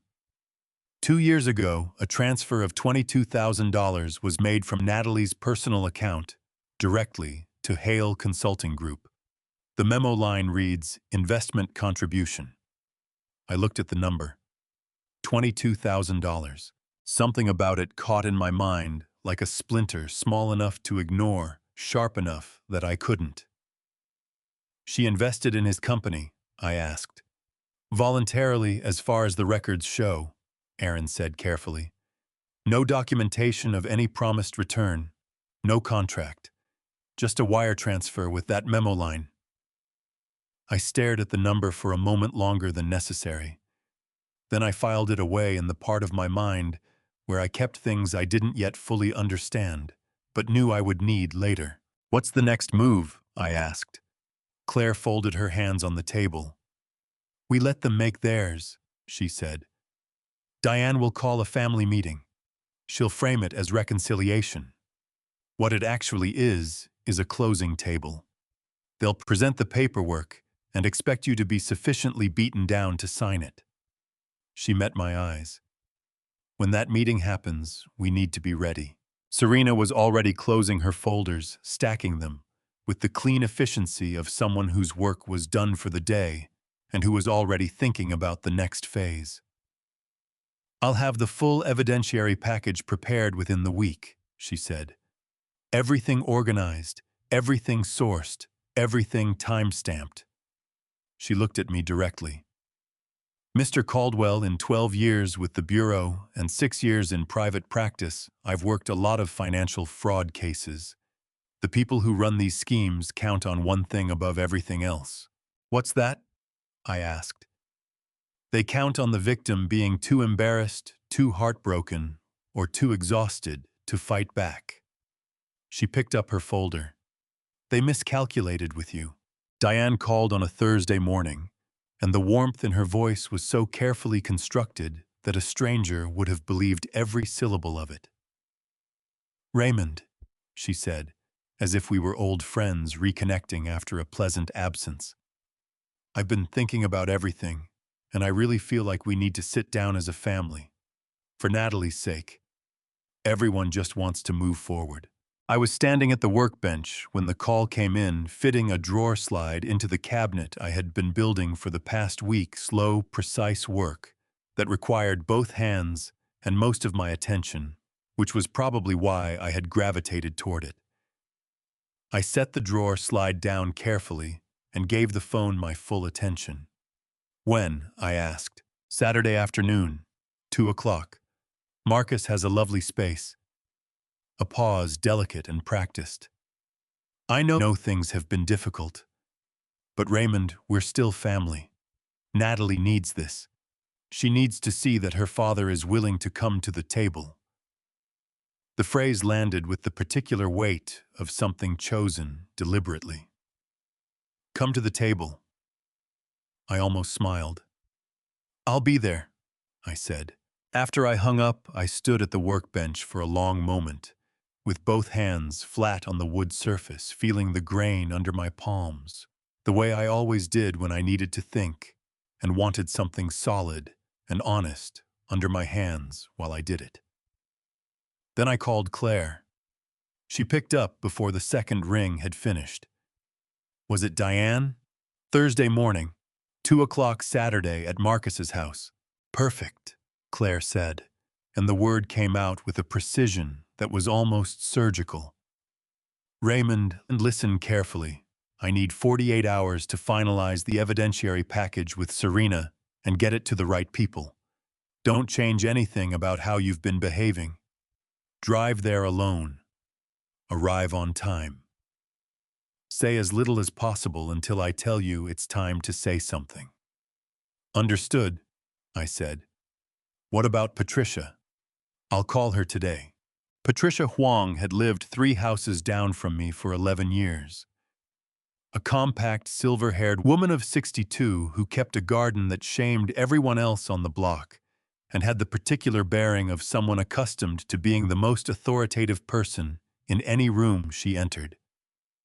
She had served as a United States District Court judge for the Northern District of California for 19 years before retiring 2 years ago, and in all the time I had known her, she had never once made me feel the weight of that history until I needed it.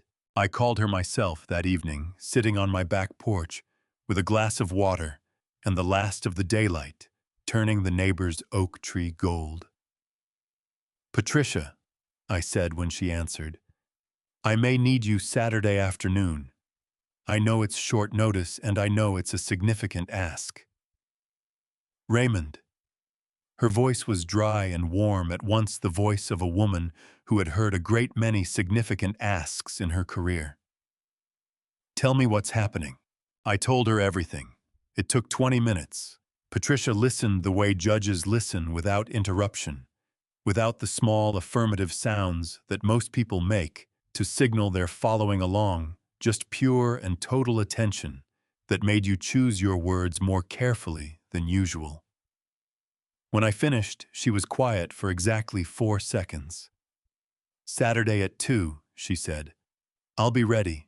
Frank came over Friday evening with a bag of groceries and the stated intention of making chili, which was his solution to most situations that required him to do something useful with his hands, while his mind worked through something difficult.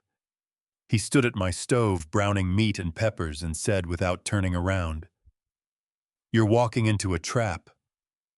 I know, I said, and you're not scared. I didn't say that. Frank turned around at that spatula in hand and looked at me with the particular searching attention of a man who had known me for 30 years and was trying to determine whether what he was seeing was genuine composure or the dangerous kind of calm that precedes a person doing something they can't take back. Whatever he found in my face seemed to satisfy him, because after a moment, he turned back to the stove. What do you need from me? He asked. Come Saturday, I said. Stand near the door. Don't say anything unless I ask you to. Frank stirred the chili. I can do that. I know you can. We ate at the kitchen table, the two of us, with the documentation folder sitting closed on the counter and the sound of the neighborhood settling into a Friday night outside the window. Frank talked about his grandkids for a while, which I was grateful for. It was the most ordinary thing either of us had said to each other in weeks, and ordinary felt like something I had almost forgotten the texture of. After he left, I went to the workshop. The cabinet was nearly finished, one drawer left to fit the exterior, ready for its final coat of oil. I worked until midnight, moving slowly and deliberately, fitting each piece into its place, with the care of someone who understands that the quality of the finish depends entirely on the quality of the preparation underneath it. At midnight, I set down my tools, turned off the light, and stood in the dark of the workshop for a moment. Tomorrow they expected to find a man who had been beaten down far enough to sign away a piece of everything he had built. They had spent a month constructing that version of me, bitter, isolated, desperate for his daughter's forgiveness, willing to pay any price to get back inside the circle of family he had lost. They had miscalculated, not because I wasn't hurt, but because hurt and broken were two entirely different things, and I had spent 30 years learning the difference between a structure under load and a structure that had failed. I locked the workshop, and walked back to the house in the cool Sacramento night. Tomorrow I would be ready. Marcus Hale's house was exactly what I had expected, a craftsman-style property in East Sacramento with a flagstone path and mature Japanese maples that somebody had paid a great deal of money to make look effortless. I parked at the curb at 158, sat in my car for 90 seconds, and walked up the path at exactly 2 o'clock. Frank's truck was already there, parked half a block down the street. We had agreed he would arrive early. The front door was open. A woman I didn't recognize directed me through a wide hallway into a living room that had been rearranged furniture, pushed to the walls, folding chairs arranged in a rough semicircle. The fireplace at the far end of the room, serving as an unspoken focal point. More than 20 people were already seated. I recognized cousins, two of my late mother's sisters, the Hendersons from Diane's side, who had never particularly liked me, a handful of faces I associated with Natalie's college years. Everyone looked up when I walked in. The air in the room had the particular quality of a gathering that has been waiting for its subject to arrive, so it can begin in earnest, and the weight of 20 pairs of eyes finding me simultaneously was something I felt in my sternum rather than my skin. Natalie was sitting in a chair at the center of the semicircle. She was wearing a pale blue dress, and her hair was down, and her eyes were red at the rims, in a way that I recognized from her childhood as the aftermath of serious crying rather than the preparation for it. When I walked in, she looked at me directly for the first time since the wedding, and something moved across her face that was too complicated and too fast for me to name before it was gone. Ethan sat beside her, his hands on his knees, his jaw set with the stiff determination of a man who has decided something and is holding himself to it by sheer force of will. He caught my eye for half a second and looked away. Frank was near the back, standing against the wall with his arms crossed and his face arranged in the neutral expression he used when he was paying close attention and didn't want anyone to know it. Marcus stood beside the fireplace. He had dressed carefully for this charcoal suit, no tie, the deliberate informality of someone who wanted to project approachability while maintaining authority. He held a leather portfolio tucked under one arm, and when he saw me enter, he smiled, the same smile he had given me at the rehearsal dinner, the one that started in his mouth and stopped before it reached anything deeper. Diane was near the window. When I sat down in the empty chair that had been positioned not accidentally, I noticed slightly, apart from the rest of the group facing the room, she looked at me with an expression she had clearly spent time composing. Measured concern. Maternal sorrow. The face of a woman who had been wronged but was choosing graciously to offer reconciliation anyway. The performance was impressive. I gave her that. Diane spoke first. She talked for several minutes about family, about the importance of healing, about the pain that Natalie had carried, and the courage it had taken to speak her truth publicly. Several people in the room nodded along. The Henderson cousins wore the expressions of people who had formed opinions before arriving, and were now having those opinions confirmed. One of my mother's sisters, Aunt Carol, who had always been fond of me, but had called me twice in the past week, with a voice full of confused hurt, watched me with an uncertainty that told me she was still deciding what she believed. Natalie spoke next. Her voice shook at first, and then steadied, and she said things about our relationship that landed in the room with the weight of long-held truth, though they were a version of truth so selectively assembled, it was closer to fiction. She talked about emotional distance, about feeling like a line item, about the relief of finding in Marcus someone who loved her without conditions or ledgers. Each sentence was a fist closing on something in my chest. I sat with my hands in my lap and my face still, and I let her finish. Then Marcus stepped forward and opened the leather portfolio. "Raymond," he said, "I want to be clear, that today isn't about blame. It's about moving forward, about showing Natalie that her father considers her family. He removed a document several pages paper-clipped printed on legal paper and set it on the coffee table in front of me. This is a partial property transfer agreement. 30% of your home's equity transferred to Natalie's name. Not a sale, not a loan, a gift. A gesture that says she belongs in your life and you in hers. I picked up the document. I read it with the methodical attention I had given to every contract I had ever signed in 40 years of professional life, moving through each clause without rushing, without reacting, without giving the room anything to work with. I reached paragraph 4. I read it twice. Then I looked up at Marcus and said in a voice that was conversational and entirely calm, "If this is a gift with no financial motivation, Marcus, why does paragraph 4 grant the transferee the right to pledge this equity interest as collateral against existing business liabilities?" The room didn't make a sound.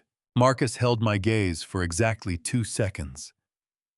I watched something happen behind his eyes, a rapid, practiced recalculation, the kind that happens when a plan meets an obstacle. It was designed to go around rather than through. And then, with the smooth inevitability of a man who had done this before and knew exactly where his exit was, he set the portfolio on the mantelpiece and said, "Raymond, I want to be clear that my role here was purely to facilitate. The specific terms of this document were drafted by Diane and Natalie's attorney. I wasn't involved in the language at the paragraph level. The silence that followed was extraordinary in its texture. Diane turned to look at her husband the way you turn to look at someone who has just very quietly and very deliberately stepped off a ledge and taken you with them. Her mouth opened. Nothing came out. Before I reveal what I brought into that room and what walked through the door behind me, comment 14 on Dad Family Revenge right now. This is the moment 29 years had been building toward. Stay with me. Note this story contains fictional elements created for storytelling and reflection. Any resemblance to names or locations is coincidental. But what this story says about dignity and truth is something I hope you carry with you. Diane found her voice first. "Raymond." The word came out stretched thin like something pulled past its breaking point. "Whatever you think you're doing right now, I am asking you as Natalie's mother, as someone who was your wife, to put that document down and have a real conversation." "That's exactly what I intend to do," I said. I reached into the leather bag I had carried in and set my tablet on the coffee table. The room watched me connect it to the portable display stand. I had also brought the same compact setup I had used for client presentations in my engineering years, with the focused, wary attention of people who have just realized the meeting they came to is not the meeting that is happening. I did not show them invoices first. I did not show them bank statements or legal filings or anything that could be characterized as the grievance of a man counting what he was owed. I showed them their own words. Marcus's email appeared on the screen, large enough for every person in the room to read without effort. The timestamp, the recipient, the text put Raymond in a position where he can't react without looking like the villain. "He's been carrying guilt about the divorce for 30 years. Use that." The room made a sound that was not quite a sound, a collective intake of breath held and not released. Then Diane's message. "After we humiliate him at the wedding, he'll sign anything to be forgiven. The man doesn't know how to stop loving people who treat him badly. That's his weakness." Aunt Carol pressed both hands over her mouth. One of the Henderson cousins leaned forward with his elbows on his knees and stared at the screen with an expression that had moved past surprise into something grimmer and more permanent. Then Natalie's message to Marcus, sent 6 months before the wedding. "Once Dad signs the 30%, you said we can borrow enough to save the company. How long after the wedding before we ask him? Natalie made a sound like something tearing. Her hands flew to her face. Then I played Sophie's recording. Marcus's voice filled the room, smooth, unhurried, completely in control, laying out the plan at the engagement party, while the ambient sounds of celebration played underneath it, like a grotesque soundtrack. Diane's voice confirming the timeline, and then Natalie's voice flat and final, okay. Marcus moved toward the display stand. Ethan stood up. I didn't say anything.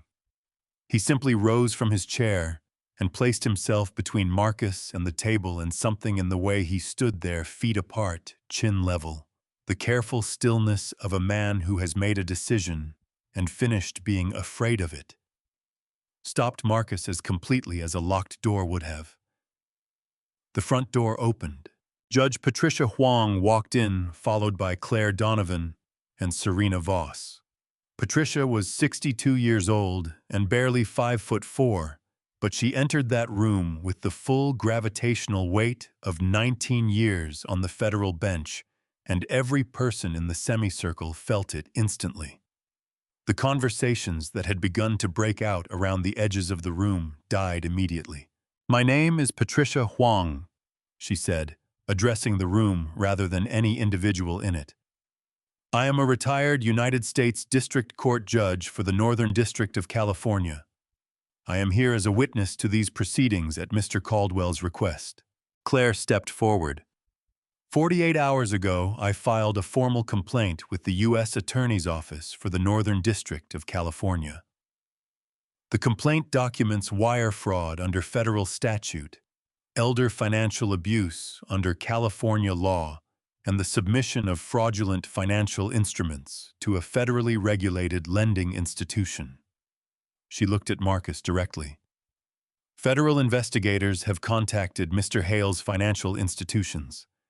The loan application has been referred to the bank's fraud division for immediate review." Marcus's face did something I had never seen a face do. It didn't go pale, it went still in the way that a building goes still in the seconds before a controlled demolition begins. "This is absurd," he said, but his voice had lost its smoothness. What remained was thin and hard.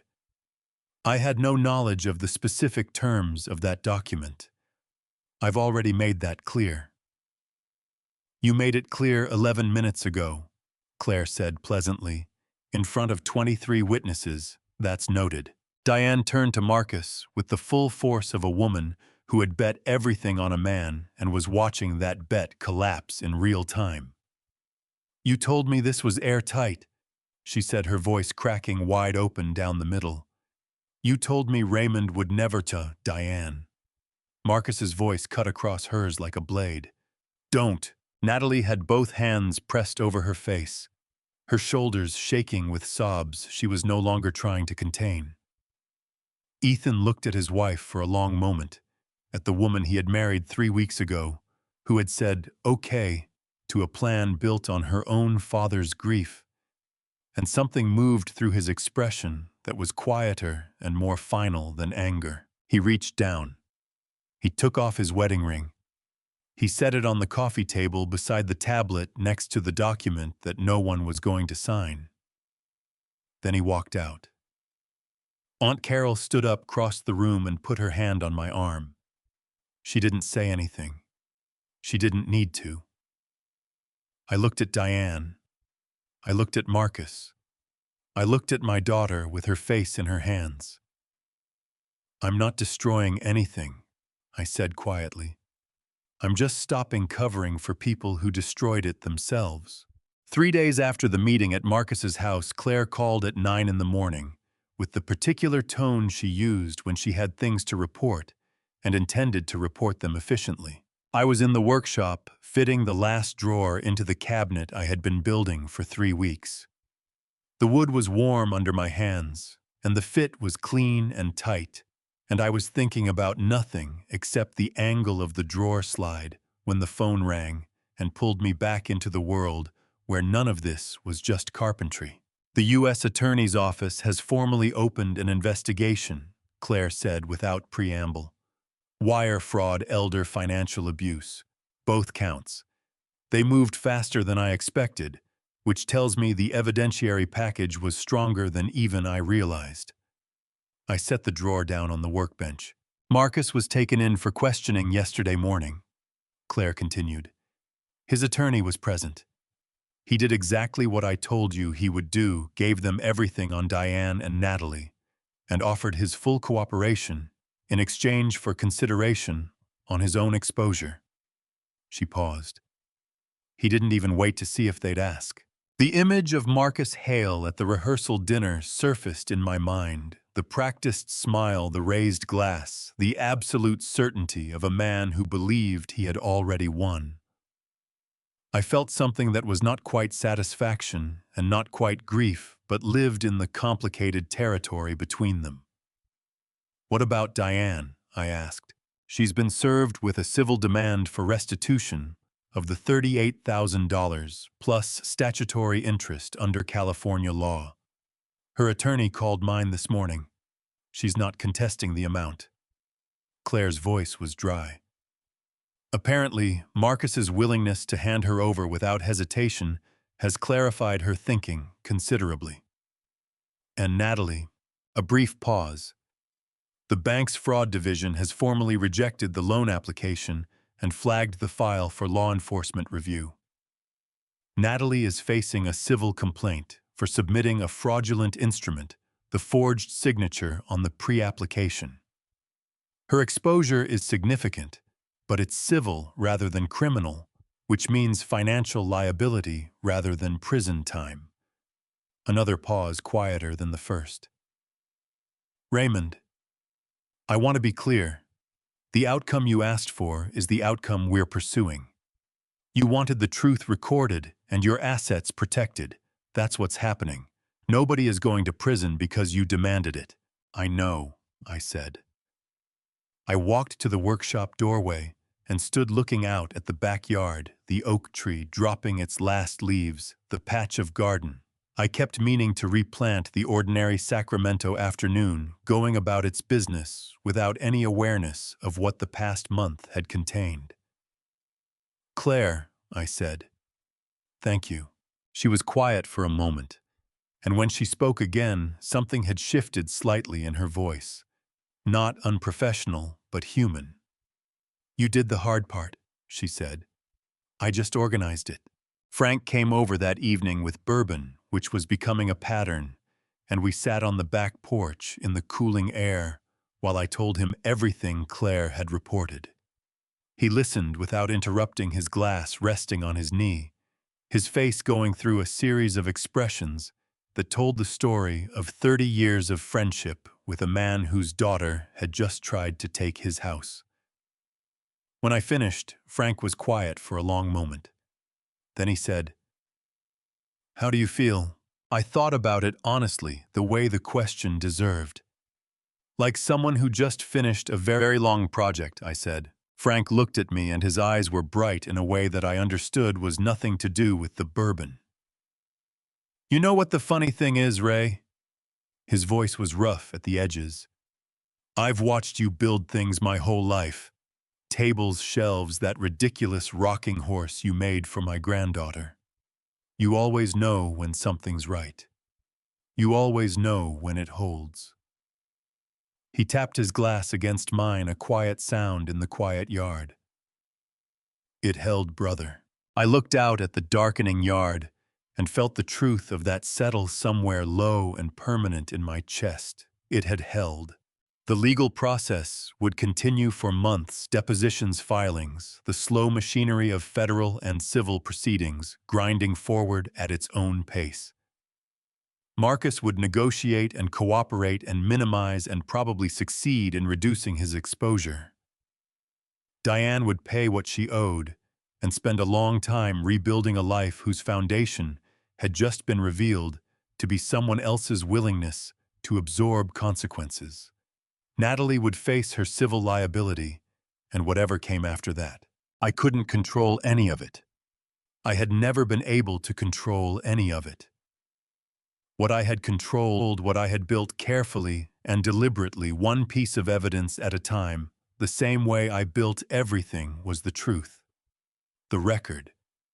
The documented, time-stamped, legally verified account of what had actually happened. That was mine. Nobody was taking it back. I picked up my glass.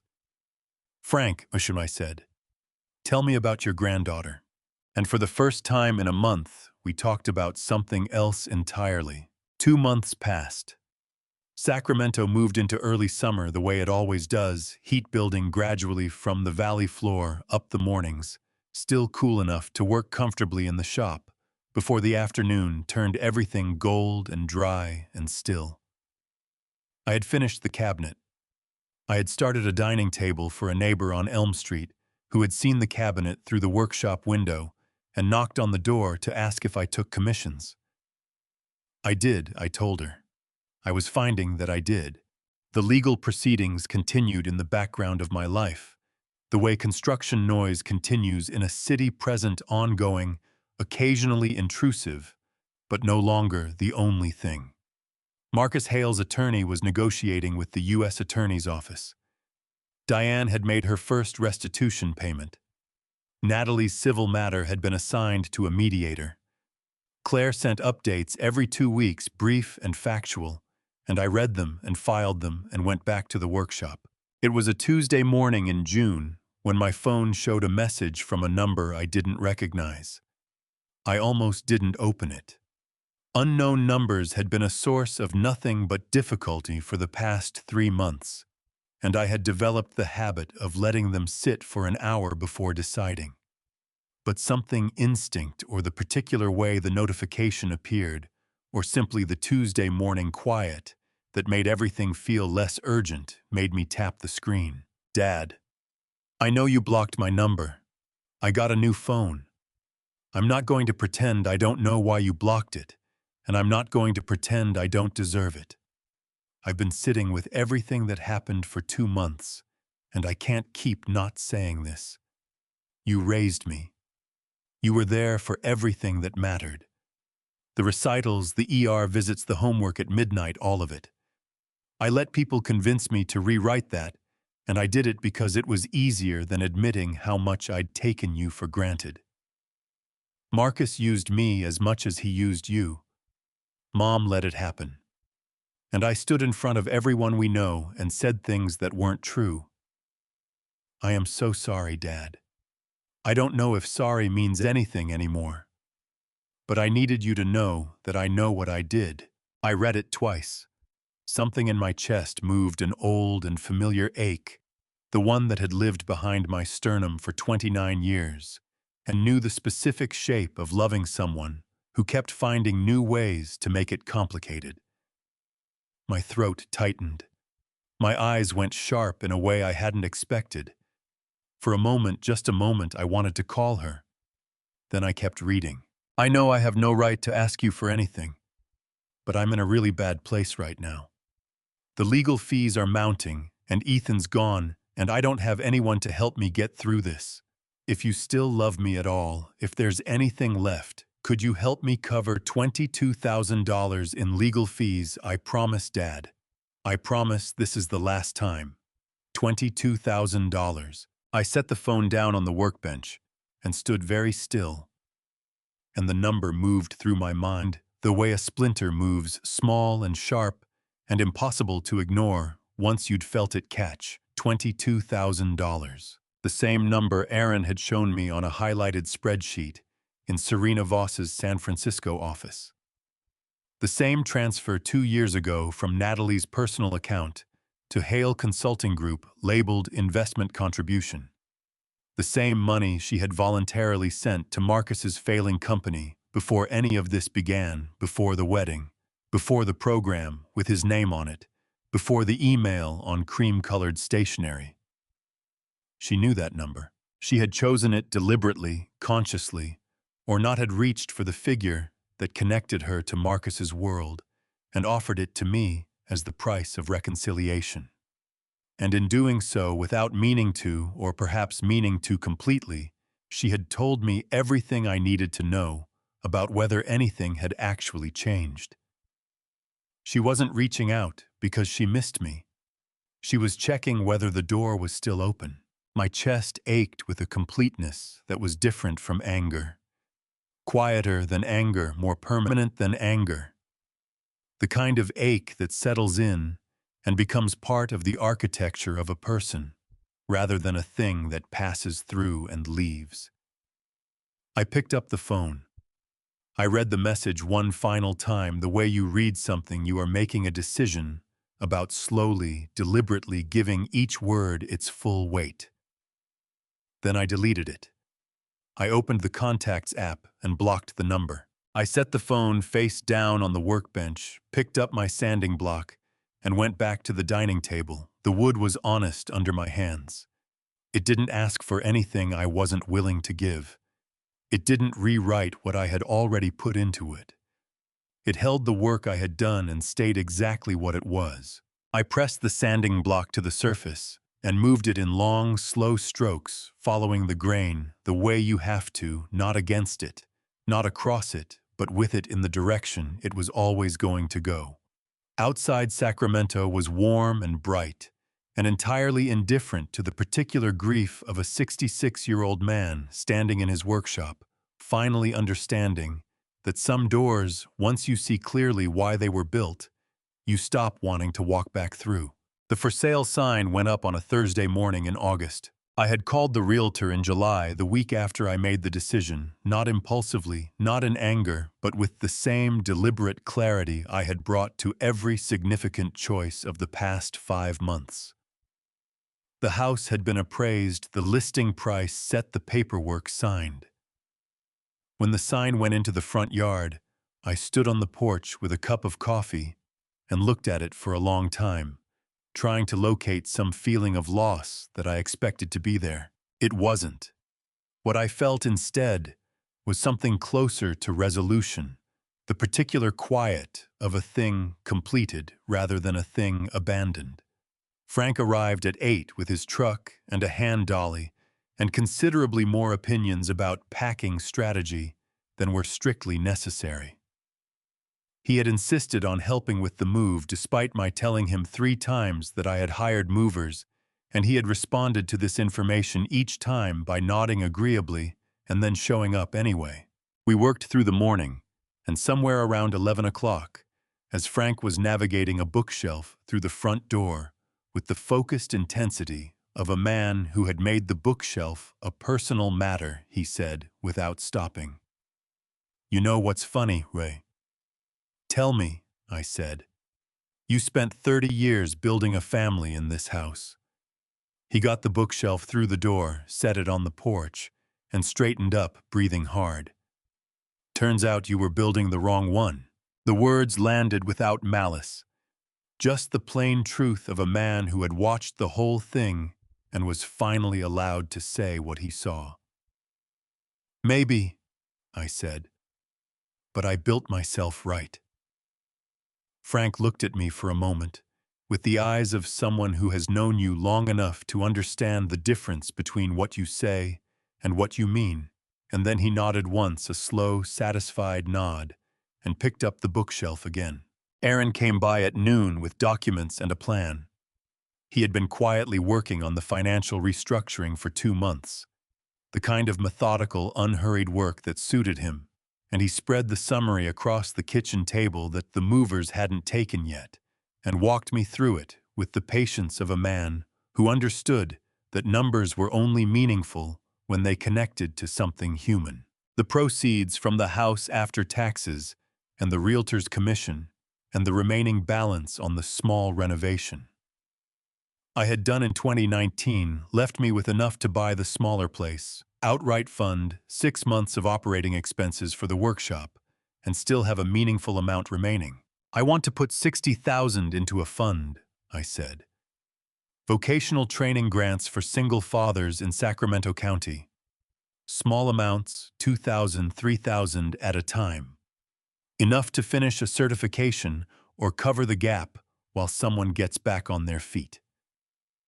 Aaron wrote it down without comment, which was his way of approving something.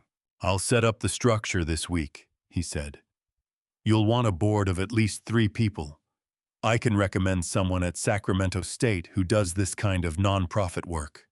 "Good," I said. "Put Frank on the board. He'll complain about it, but he'll do it." From across the room, Frank, who was wrapping glasses in newspaper, with the aggressive efficiency of a man pretending not to listen, said, "I heard that." "I know," I said. The new house was 10 minutes from the workshop on foot, a 3-bedroom craftsman on a quiet street with a backyard, big enough for a garden and a detached garage. I was already planning to convert into additional shop space. It was smaller than the house on Clearwater Drive by about 800 square feet, and it felt the moment I walked through the door with the first box like something that fit. Sophie came on the first Saturday. She arrived with a casserole dish and a set of kitchen shelf liners she had decided I needed, and we spent the morning putting books away and arguing mildly about whether the cookbooks should be organized by cuisine or frequency of use. It was the most ordinary thing I had done in months. At one point, she stopped a copy of a wood finishing guide in her hand and looked around the half-assembled living room with an expression I recognized as the one she wore when she was trying to say something and choosing how. "Are you okay?" she asked. Not the polite version of the question, the real one. I thought about it the way it deserved. "Yeah," I said. "I think I actually am." She studied my face for a moment, with the careful attention of someone who had learned over the course of a difficult year not to accept easy answers. Then she smiled, small, genuine, the smile of a person who has been worried for a long time and is only now beginning to believe the worry might be over. She handed me the wood finishing guide. "Cookbooks by frequency," she said. "Obviously." That evening, I sat on the back porch of the new house with a glass of iced tea, listening to the neighborhood settle into a Saturday night, someone's sprinklers, a dog. 2 streets over, the distant sound of a lawnmower finishing its last pass before dark. I thought about the house on Clearwater Drive, about the family I had tried to build there, and what it had cost me and what it had taught me and what I had become on the other side of it. Then I stopped thinking about it. I picked up my glass, leaned back in the chair, and let the evening come in. The table was finished on a Thursday afternoon in October. I had been working on it since before the wedding, since the winter actually, when I had started it as something to do with my hands, during the months when everything else felt uncertain and unresolvable. It was a dining table 8 feet long, built from black walnut I had sourced from a mill in Grass Valley, with tapered legs and a top that I had taken through 7 rounds of sanding before the grain finally opened up the way I wanted it to. I applied the last coat of oil that morning, working it into the surface with a cloth in slow circular strokes, and then I set it in the light from the east window and let it cure. By 3 o'clock, the finish had settled. I ran my palm across the surface, the full length of it from one end to the other, and felt the wood under my hand. The way you feel something you have given a long time to, and are only now at the end of it allowed to know completely. It was right. It held. I pulled up the stool and sat with it in the afternoon light, and thought about the year that had just passed, the way you think about something that is finished, not with the heat of it still on you, but from a slight distance able now to see the whole shape of it. I had spent 29 years trying to build a family, the same way I built furniture, carefully, patiently, with more of myself than was perhaps wise. I had believed that if you put enough care into something, enough hours, enough of your own material, it would hold, it would last. What I had not understood, what the past year had taught me with a clarity that still occasionally took my breath away, was that you cannot build something with people who are quietly taking the wood apart while you sleep. The workshop door opened behind me. Sophie came in carrying 2 bottles of water and wearing paint-stained jeans, and the expression she had been wearing more often lately, relaxed, unguarded, the face of someone who had stopped bracing for the next thing. She stopped when she saw the table. "Oh," she said, "just that." But the way she said it, the quiet weight of a single syllable from someone who understood what had gone into it, was enough. She crossed the workshop and stood beside me and looked at the table for a long moment. Then she reached out and ran her hand across the surface the same way I had, slowly following the grain. "It's beautiful, Dad," she said. "It took a while to get right," I said. She looked at me then, and her eyes were bright and warm and completely steady, and she smiled. Not the careful smile of someone managing their emotions, but the real one. The one that meant she was exactly where she wanted to be. She understood. I wasn't only talking about the table. We sat together in the workshop as the afternoon light moved across the walnut surface, shifting from gold to amber as the sun dropped toward the roofline. Outside, Sacramento went about its business. Somewhere down the block, a child was riding a bicycle. Somewhere further, a lawnmower. The ordinary, unhurried sounds of a Thursday in October in a city that did not know or care what the man in the workshop had been through this year. I didn't mind. I was 66 years old. I had spent 4 decades building structures meant to hold weight, and one long, costly year learning that the most important thing I had ever built was not a table, not a house, not a family that had finally shown me its foundations. It was this, the ability to sit quietly in a room with someone who actually chose to be there with work under my hands, that was honest and complete, and feel for the first time in longer than I could remember that I was exactly who I wanted to be. The table caught the last of the afternoon light and held it. So did I. Looking back, I blame myself for one thing only. I confused sacrifice with love, and I let that confusion cost me 29 years. To anyone who sees themselves in this story, don't do what I did. Don't wait until someone forges your signature and seats you at table 11 before you decide your presence has value. You don't have to earn your place in anyone's life by paying for it. That's not family. That's a transaction. I believe God allowed all of this to happen, not to break me, but to free me. These family stories, revenge moments, don't feel like victory. They feel like grief that slowly, quietly becomes peace. My honest opinion, family drama, revenge, isn't about getting even. It's about getting clear about who you are, what you've built, and what you're willing to carry forward. If family stories, revenge, or family drama, revenge, has ever touched something in your own life, drop a comment below. Tell me where you're watching from, or share one word describing how you feel right now. Share this with someone who needs it. Subscribe so you never miss what comes next. Family drama, revenge, and family stories, revenge, you are not alone. Thank you for staying until the end. It means everything. Some stories on this channel include fictional elements built for reflection and perspective. If that's not for you, no hard feelings. But if you're staying, I'm glad you're here.